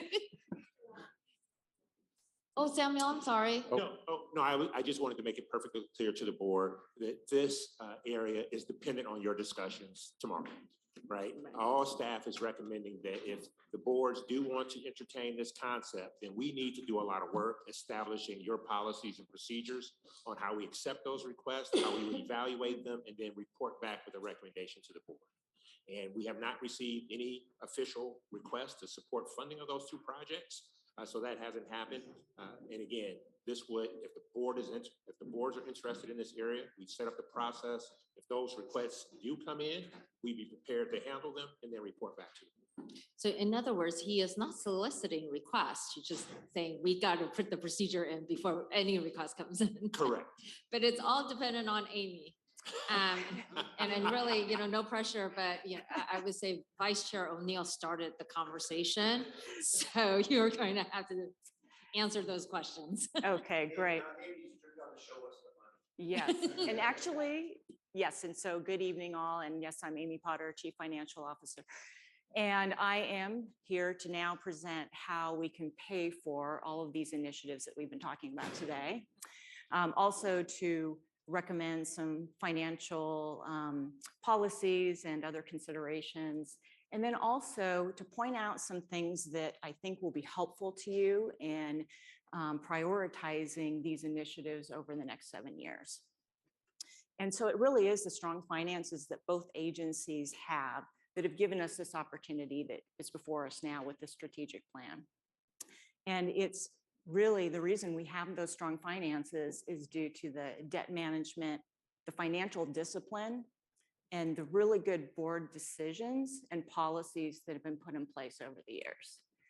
And so now, as we look at the strategic plan, it will be really important though for you to consider, or as you consider over the next 7 years, these initiatives that you may want to implement, we really also have to think about how those would affect our long-term financial position. And so that brings me to the goal for finance, which is to continue to fulfill the agency's commitment to maintaining a long-term sustainable financial position. And then we have the objectives that support this goal. And the first would be to continue conducting our financial planning that supports the agency's capital improvement plan, debt management strategy, and other initiatives while maintaining strong credit ratings. Now, you may ask, well, why do we need to have strong credit ratings? Well, a great example is what I've been telling you. For instance, the San Joaquin, the transaction we just implemented yesterday or executed with the bonds that saves the agency almost $139 million of cash flow. The Foothill Eastern has executed a number of transactions over the last few years that have saved us hundreds of millions of dollars. And it's really these strong credit ratings that give us those opportunities. And so that leads me to the next objective, which is to continue to monitor the economic environment and look for opportunities to further enhance the agency's strong finances. We also will continue to develop cash flow scenarios that include opportunities for the early pay down of bonds, per call provisions and strategic plans, horizon years. And I will be presenting some recommendations to you today for your consideration over the next 7 years to pay down some bonds early. Also to recommend the establishment of policies that support the board's strategic priorities. And I do have some recommendations for some policies as well that I will be covering. And then also to continue to provide for transparency through our annual audits, transactional data, and debt fact sheets to promote investor, board, and public confidence. I want to talk just a moment here about all of this misinformation that is being spread over the past several years about our finances in particular. And we've talked before about how the rating agencies are an independent third party who really refute some of that, because we wouldn't have the credit ratings we have today if we didn't have strong finances. But they're sophisticated and they understand how to analyze. Another independent verification is our investors. They do their own analysis and they look at the facts. And so as they make their decisions to invest, they realize that they're strong finances. One area that I think we need to work a little bit more carefully on is with the public confidence. And that's where I know Vice Chair O'Neill has some ideas for how to communicate that to elected officials and to the public. And so I know that Lori just mentioned that too in the communications plan. And so we will be making some concerted efforts to work on that initiative. The agency's financial framework illustrates the flow of our revenues to meet our financial obligations, including our annual operating expenses and our annual debt payments.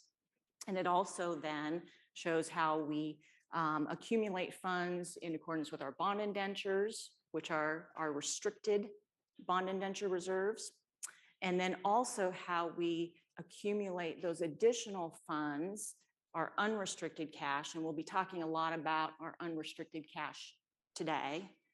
And that serves as an additional reserve. So it's on top of our bond indenture reserves, and we'll be talking about implementing a liquidity policy. that sets aside some of that unrestricted cash.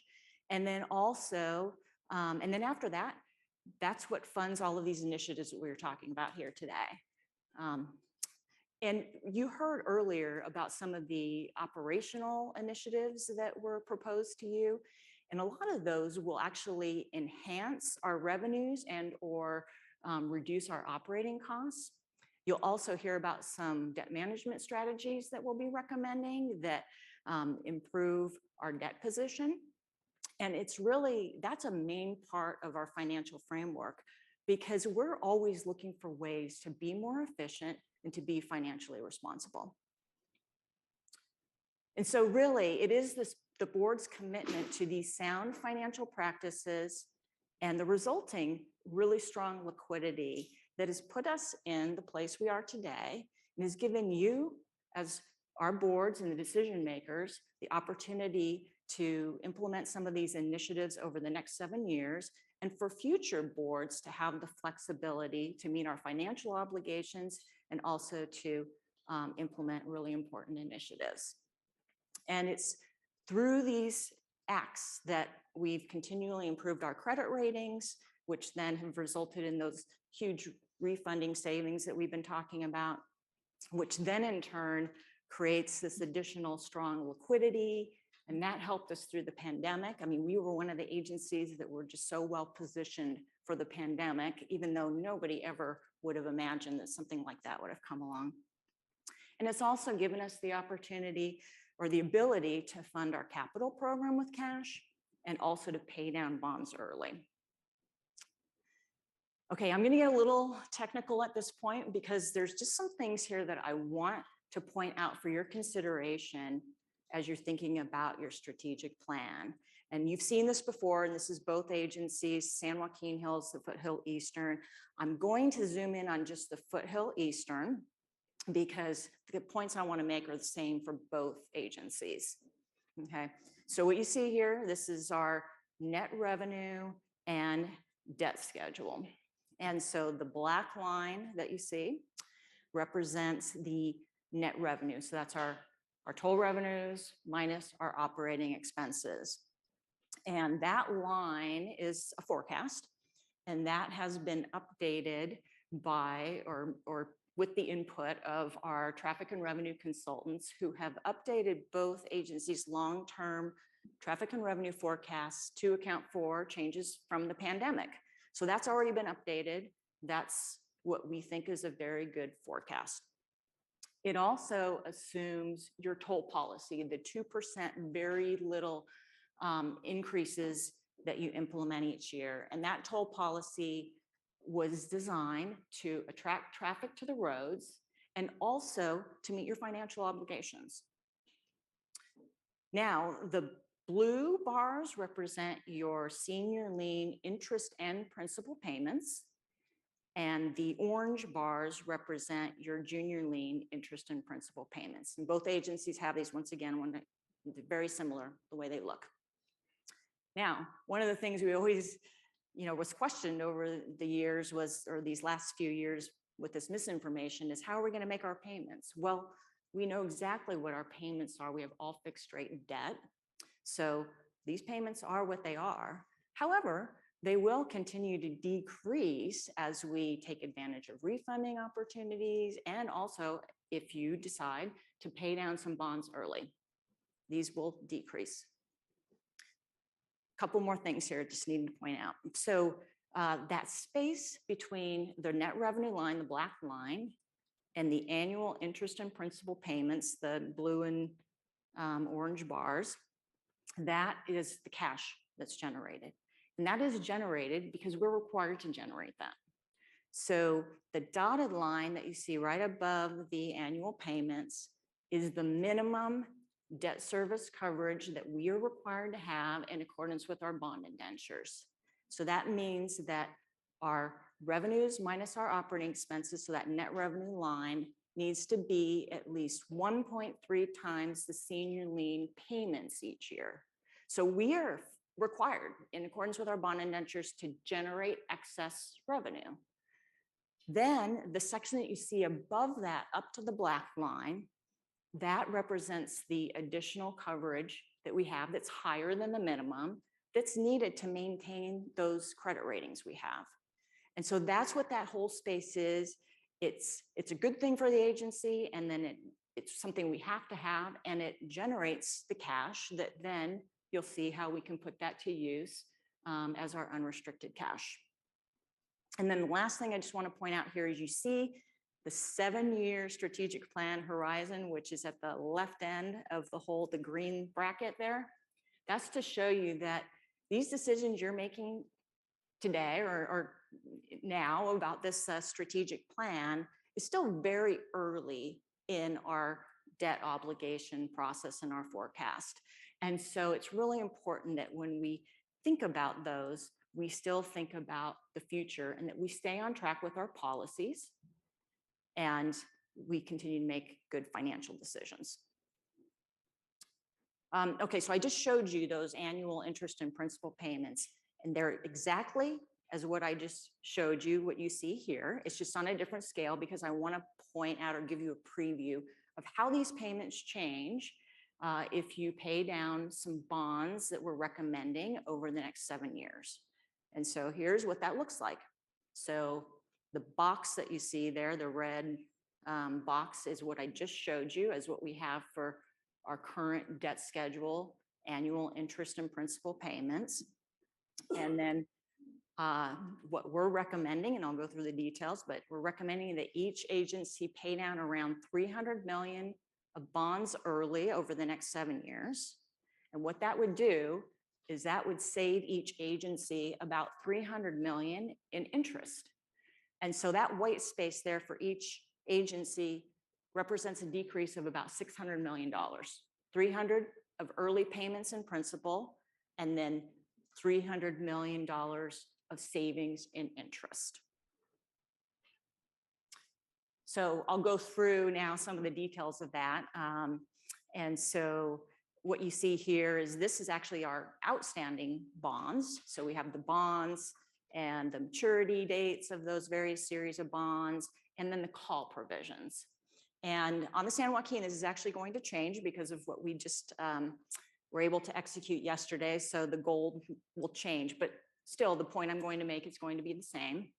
And so what we are recommending for your next 7-year strategic plan is that, as shown in green, those are the San Joaquin Hills junior lien bonds, the 2014 B bonds of about $294 million, 293,910, if you can read that.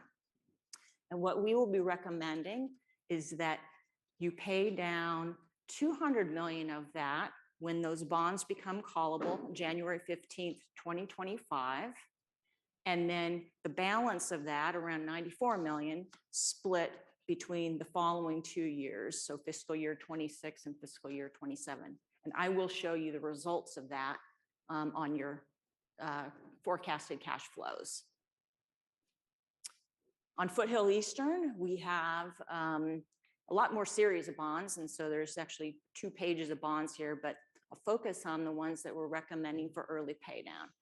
And so the first one is shown in green there, the 2053 or 2013 B3 term rate bonds. And those bonds for $125 million are becoming callable this next July 2022. And so that's the beginning of your next fiscal year. And so we're recommending that you go ahead and pay down $125 million of these bonds the beginning of next fiscal year as soon as they're callable. The next series that we were recommending that you pay down is 2013 A bonds of $60 million that are left over. We didn't refund those on one of the recent transactions. And those become callable January 15th, 2024. And so we're recommending that you pay those down in January of 2024. And then the last series for the 7-year strategic plan is are the 2013 B1 term rate bonds, another $125 million that are callable July 2027. And so we would recommend that you pay those down when they become callable. And as I mentioned, that's $310 million for the Foothill Eastern. And it actually results in about 350 million of interest savings for the Foothill Eastern. And in large part, the reason that it saves more than the San Joaquin Hills is that you have that one series that's callable and being able to be paid down right away next fiscal year. And the maturity date on those is all the way out to 2053. So you're saving interest all the way out to 2053 from the time you pay it now. And that's just the, oh, and so then my point here too is that after that, you will have in your next strategic plan period, many other bonds that are becoming callable, 2029, 2030, 2031, et cetera, that we will analyze in that next period or as we go through time to determine which ones to recommend based on our cash flow availability. So before I get into the details of the unrestricted cash, which is really what we're talking about here today, that funds your strategic plan, just want to go briefly over all of the total cash that each agency has. Foothill Eastern about 780 million and the San Joaquin Hills about 820 million. And the first line there, the restricted bond indenture reserves, I'd mentioned those on the framework. Those are fully funded reserves that we're required to have in accordance with our bond indentures. And really the majority of those are debt service reserve funds. We do not touch those funds. Those would only be used if we had no cash or revenues to fund our annual obligations. And our forecasts do not show that we will need to use those. And so those funds will just sit there until those bonds are paid off. The next line is the unrestricted cash, which we will be talking about. And then the last item, other restricted cash, those are mainly current funds for current debt service that have already been accumulated. The San Joaquin has some funds that it accumulates for future debt payments that was set up in accordance with its bond indentures. Okay, so now we're into our unrestricted cash and really what you should be thinking about when you make your decisions about the strategic plan. And so as we start to spend this cash, we really need to think about how this cash is contributing currently to our credit ratings. We know that having a lot of this extra cash is really part of what they look at, and it's helpful for what we have as ratings. The other thing that we will be using this cash for is for rainy day reserves. So that's another portion of our liquidity reserve that we'll be talking about. And then also then the balance we can use to fund our capital program with cash rather than issuing additional bonds and to pay down bonds early or for other board priorities. I know we talked about the last item that, that may be a consideration that you have. And so as we're looking at our unrestricted cash and setting up a liquidity reserve, so retaining a portion of that cash, I talked on the last slide about two components that really need to be considered when we're talking about retaining some of that cash. So about maintaining and improving our credit ratings, and then also a rainy day reserve. So funds like we just used for the pandemic. And so the parameters we've been thinking about are to set a minimum, which would be the rainy day component, and then a higher amount that would be a target that we would just want to retain or work towards retaining to maintain and or improve our credit ratings. And now this policy, what we're proposing to do is to take this through the Finance and Investment Committee for their review and then recommendation to the boards for approval. So today we're just giving you sort of our thoughts on what we're thinking about for this policy. And so when we think about our unrestricted cash, you can look at this box here that's both the gray and the blue. That's just one big box of unrestricted cash. And so I talked earlier about how we are required in accordance with our bond indentures to accumulate surpluses every year. And so those flow into this unrestricted cash. And then we spend that cash currently on non-operating costs. So things like our ongoing requirements for our mitigation, environmental mitigation program, our administration related to our capital program, things like that. But then now you're also considering using that for some of these bigger things that we've been talking about. And so those would be budgeted every year and then spent, but it's a constant flow where it comes in, goes out. And then the top portion represents that amount that we would want to retain as a liquidity reserve. And so when we talk about the liquidity reserve, the reason, and before I show you what the number looks like on a target, really the reason or basis for what we would propose for a liquidity reserve, two things. One, you saw earlier where we're really kind of still in the early part of our obligations. We still have a lot of years of our forecast and our debt obligations. So we want to think about keeping or retaining a certain amount of cash for that unknown. Second is that you heard the panel this morning talk about how we were able to build these roads with very few tax dollars, right? So that is why we have the debt we have, which is pretty unique that, you know, we have a lot of debt because we were able to fund these roads the way we did with non-recourse toll revenue bonds that are only paid back with the tolls and the development impact fees, not pledged by the government or any other taxing authority. And so it really is based on that. So now here's the good stuff. So I want to show you the forecast of our cash flow or our unrestricted cash over this 7-year strategic plan horizon period. And so you see there in the first column, that is our estimate of the ending balance of unrestricted cash for each of those fiscal years. And what this assumes for the San Joaquin Hills is that you will fund the Catalina View project with cash. And then, of course, those annual non-operating costs that I mentioned, which we've always had. And so the total that's assumed in these numbers for that is 70 million. It also assumes the early pay down of bonds of 294 million. And that would be based on what I recommended earlier, which is when they become callable in 2025, the bulk of it's there, 200 million, and then the balance of 94 over the next 2 years.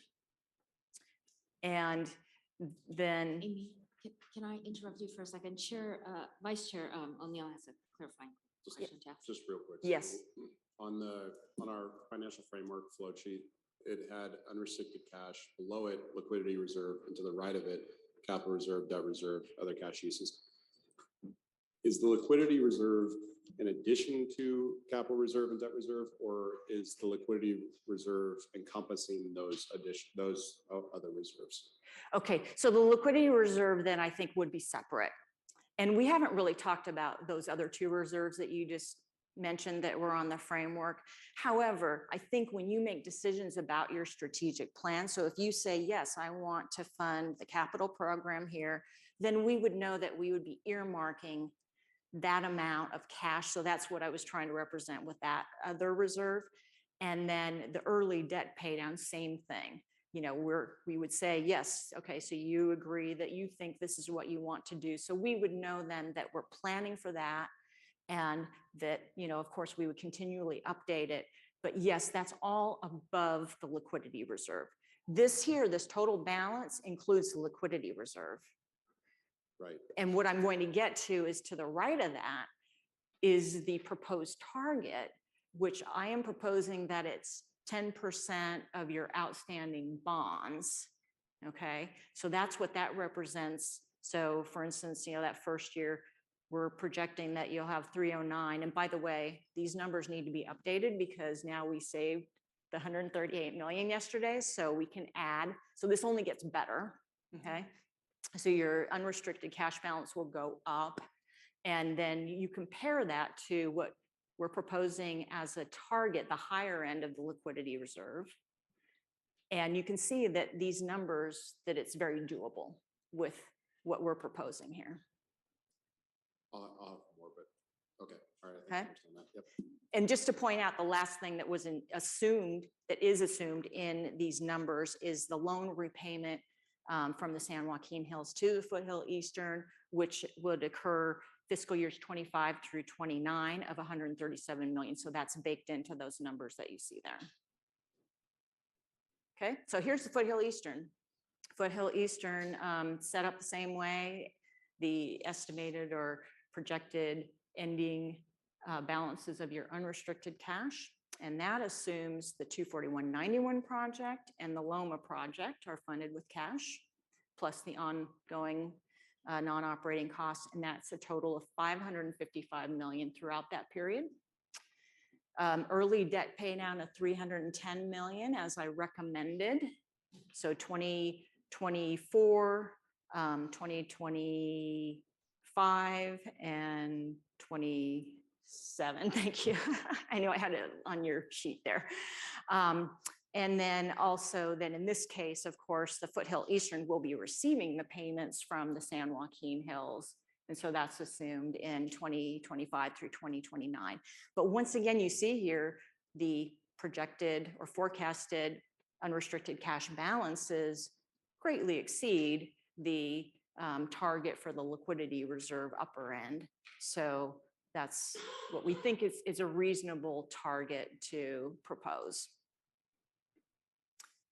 And so then also we have a couple of policies I'd mentioned that we would be recommending. And so it would be the liquidity reserve. And so there, what we were thinking about is what I just showed you for the target, the upper end, which would be 10% of our outstanding bonds. Oh, and something to point out there is that as we pay down our bonds, our principal through our regularly scheduled payments, plus these early pay down, that target amount would come down over years. The minimum amount would be roughly the same. And what we're proposing for that is that would be the next year's debt service payment plus operating expenses. And so roughly on average, that'd be 130 million for each agency. The other policy that we are recommending is that you may recall both agencies paid off their unfunded pension liability July of 2019. And you are the few agencies who have actually done that. So you've been very responsible and you've had the cash and you used it. Those balances are still zero. What we were thinking though is that you might want to consider that if those balances were to grow or to come back a little bit, that you would have cash and you could continue to pay those off. We save money by doing so. The payments that you made save us 7% through our pension plan. So it's just a consideration is to maintain a zero balance on that. And so in closing, we think that the strategic plan recommendations are in line with our finance goal and objectives, recommending or being able to fund our capital program with cash, the early pay down of bonds by each agency, saving hundreds of millions. Also continuing to implement policies that protect the agencies through economic cycles and also support our strong credit ratings.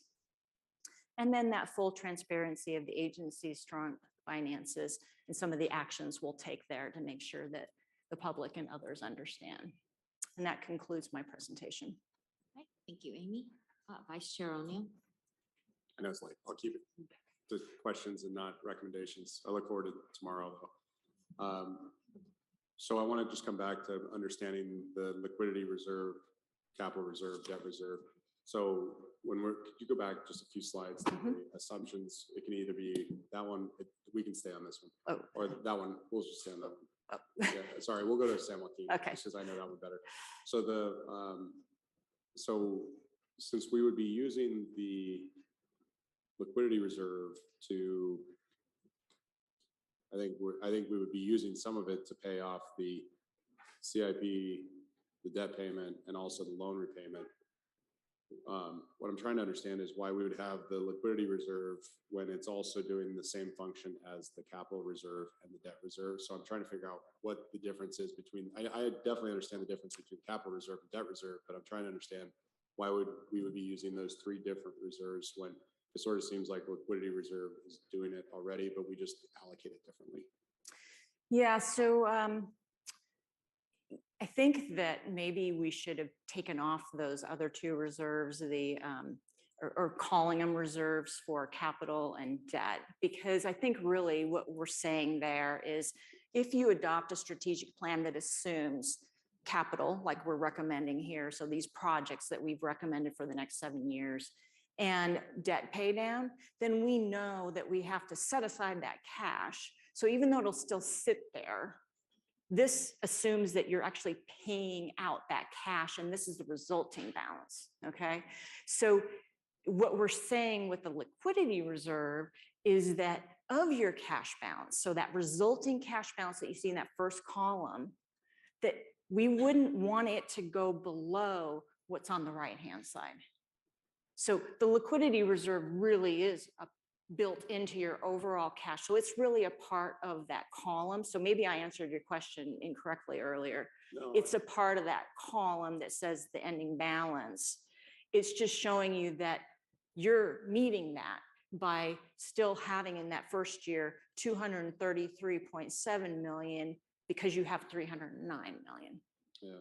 So I guess in my head, let me see if I can kind of rephrase it. Then it almost seems like the liquidity reserve, as we're talking about it conceptually, is taking into account the next 5 to 7 years. The capital reserve and debt reserve are sort of there because that, that's a long-term plan of things we're not really anticipating yet.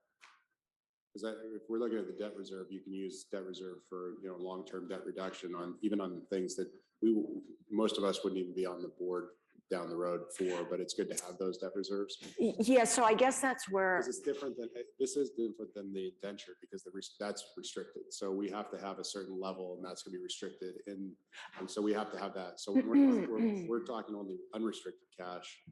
So that's why I'm trying to just have a conceptual understanding of the difference between liquidity reserve that we're talking about on the right-hand side there and a separate capital and debt reserve.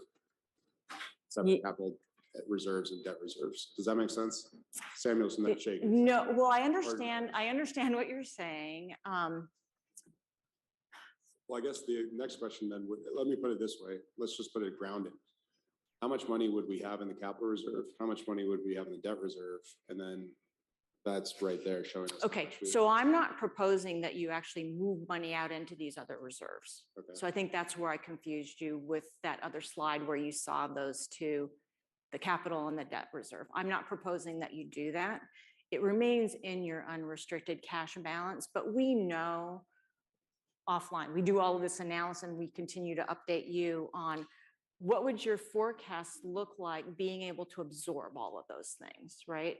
So, and of course, you're right that if something changed, so say we ran into, say, another pandemic, some sort of effect like that, where all of a sudden our revenues were a lot less than we're forecasting, we would need to come to you. We would probably assume, I would assume that the projects would probably, if we were already started on them, we would look for a way to continue that project. We would come back to the board. We would ask for your consideration at that point on, okay, do you still want to do this and this? And here's what we would recommend.